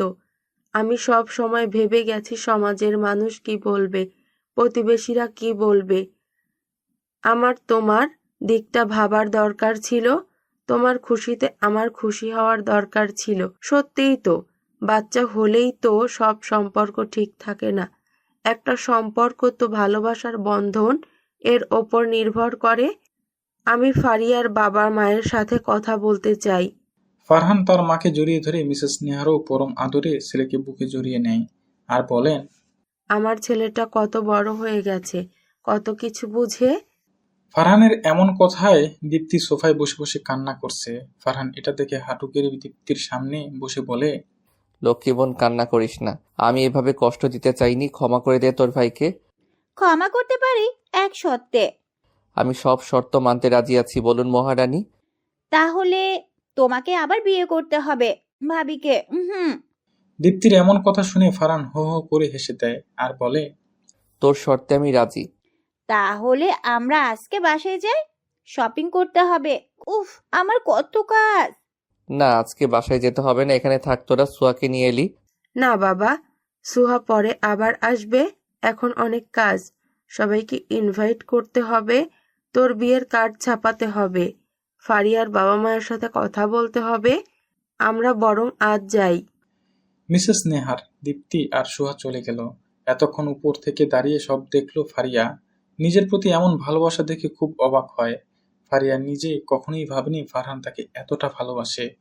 খুব আফসোস হচ্ছে ফারহানকে এভাবে কষ্ট দেওয়াতে, কিন্তু তা ফারহানকে কিছুতেই বুঝতে দেবে না ফারিয়া। ফারহানের মা চলে যাওয়ার পর ফারিয়া রুমে এসে শুয়ে থাকে। ফারহান কফিলের কাছে কল দিয়ে বলে আজকে অফিসে যাবে না, সে যাতে সব দেখে রাখে। ফারহান অনেকক্ষণ পর রুমে আসে, এসে দেখে ফারিয়া শুয়ে আছে। ফারহান ফারিয়ার পাশে গিয়ে হাত ধরে বলে, কালকে রাতের জন্য আমি সত্যি দুঃখিত জান। ফারিয়া কিছু না বলে হাতটা ছাড়িয়ে নিল। দুপুরে ফারিয়া ফ্রেশ হয়ে এসে দেখে ফারহান খাবার নিয়ে বসে আছে। বসো, আমি খাইয়ে দিচ্ছি তোমাকে। ফারিয়া কিছু না বলে ব্যালকনিতে গিয়ে দাঁড়িয়ে থাকে আর ফারহান বলে উঠে, সকাল থেকে আমি কিছু খাইনি, সে খবর তো কেউ রাখে না। এখন যদি খাবার খেতে না আসো, আমি এখনো খাবো না। আমি মরে গেলেও তো কারো কোনো সমস্যা হবে না এখন। ফারহানের কথা শুনে ফারিয়া রুমে ঢুকেই ফারহানের কোলে বসে পড়ে। আর এটা দেখে ফারহান মুচকি হেসে ফারিয়াকে খাইয়ে দিতে শুরু করে। 2 লোকমা খাওয়ার পর ফারিয়া আর খাচ্ছে না দেখে ফারহান বলে, হা করো। ফারিয়া কিচ্ছু বলছে না, খাচ্ছেও না। ফারহান কিছু একটা ভেবে খাবার তার মুখে নেয়। তারপর আবার ফারিয়া খেতে শুরু করে। দুজনে খেয়ে নেয়। ফারিয়াকে ওষুধ খাইয়ে দেয় ফারহান। ফারিয়া শুয়ে থাকে। ফারহান এসে ফারিয়াকে বুকে নিয়ে শুয়ে থাকে। কেউ কোনো কথা বলে না। শরীর দুর্বল থাকায় ফারিয়া কখন ঘুমিয়ে গেছে সে নিজেও জানে না। ফারিয়া ঘুমানোর পর ফারহান ফারিয়াকে রেখে আস্তে করে উঠে চলে যায়। সন্ধ্যায় ফারিয়ার ঘুম ভাঙে। ফারিয়া উঠে ফ্রেশ হয়ে নেয়। এখন শরীর মোটামুটি সুস্থ লাগছে তার। অন্যদিকে ফারহানকে রুমে না দেখে ভাবলো হয়তো অফিসের কাজ করছে, কিন্তু অনেকক্ষণ পরেও যখন ফারহানকে দেখতে পেল না, ফারিয়ার মনের ভেতর অস্থিরতা শুরু হয়ে যায়।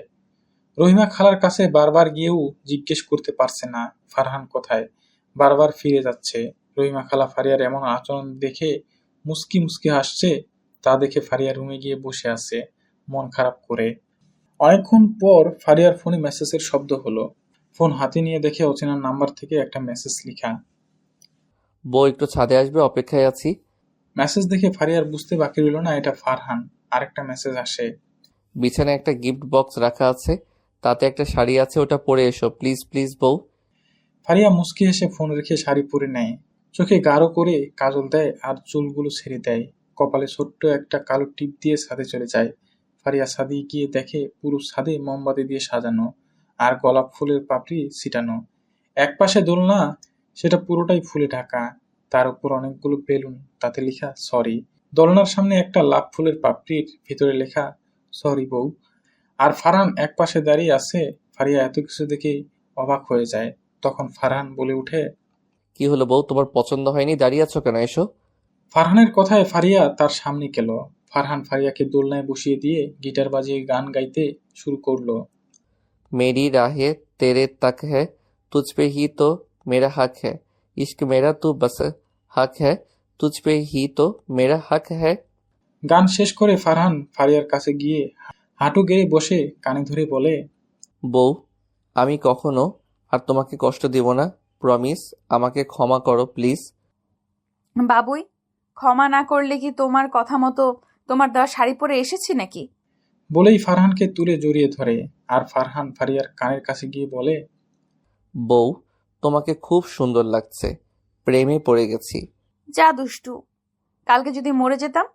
শোনা বউ, আমি তোমাকে কষ্ট দিতে চাইনি।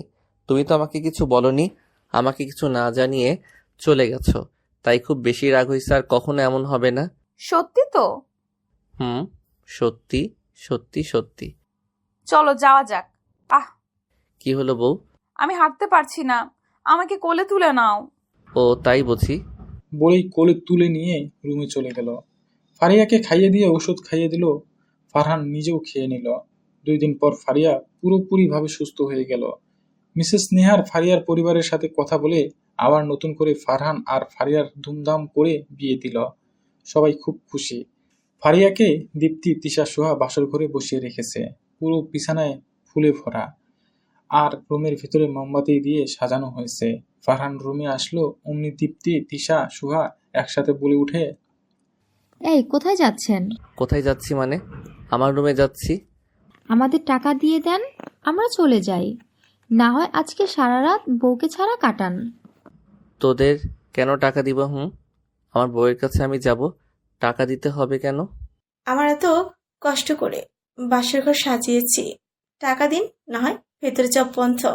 ছি ভাইয়া, তুমি আজকের দিনে ভাবিকে ছাড়া কাটাবে নাকি?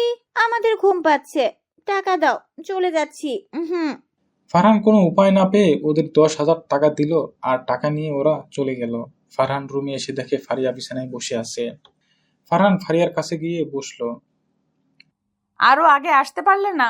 ওরা আমাকে এখানে এত ভারী লেহেঙ্গা পরিয়ে বসিয়ে রেখেছে। উফ, মরে যাচ্ছি। আমার বউটার খুব কষ্ট হচ্ছে বুঝি। আচ্ছা, তুমি চেঞ্জ করে এসো, যাও। আর শোনো, এসব আটা ময়দা সব ধুয়ে ফ্রেশ হয়ে এসো, ভূতের মতো লাগছে। ওকে বাবুই। ফারিয়া লেহেঙ্গা রেখে একটা শাড়ি পরে ফ্রেশ হয়ে বের হলো। চুল মুছতে মুছতে ফারিয়া আয়নার সামনে দাঁড়িয়ে চুল মুছতে লাগলো। আর ফারহান পিছন থেকে জড়িয়ে ধরে ফারিয়ার ভেজা চুলের স্মেল নিচ্ছে। কি করছো? ছাড়ো। কি মনে হয় তুমি বললে ছেড়ে দিব? বলেই ফারহান ফারিয়ার ঘাড়ে নাক ঘষতে লাগলো, আর শাড়ির নিচে উন্মুক্ত পেটে হাত দিয়ে স্লাইড করতে লাগলো। ফারিয়া যেন বরফের মতো হিম হয়ে গেছে। সারা শরীরে শিহরণ অনুভব হচ্ছে তার। অন্যরকম ভালো লাগা কাজ করছে তার ভেতরে। ফারহানের গরম নিঃশ্বাস ফারিয়ার ঘাড়ে পড়তেই বারবার কেঁপে উঠছে ফারিয়া। ফারহান ফারিয়াকে নিজের দিকে ফিরিয়ে ফারিয়ার ঠোঁট জোড়া দখল করে নিল। ফারিয়া আজকে কোনো বাধা দিচ্ছে না। পরম আবেশে সেও ফারহানের চুলে হাত দিয়ে খামচে ধরে চুমু খাচ্ছে। ফারিয়া চায় ফারহান তাকে খুব ভালোবাসুক, তাদের মাঝে আরো কোনো দূরত্ব না থাকুক। ফারহান ফারিয়াকে কোলে তুলে নিল, আর দুজনে ডুব দিল নিজেদের ভালোবাসায়। তাদের জন্য অপেক্ষা করছে সুন্দর একটা ভবিষ্যৎ, মিষ্টি একটা সকাল। অনেক কষ্টে পূর্ণতা পেল তাদের ভালোবাসা। ভালো থাকুক ফারহান ফারিয়ার ভালোবাসা, বেঁচে থাকুক তাদের ভালোবাসা। সমাপ্ত।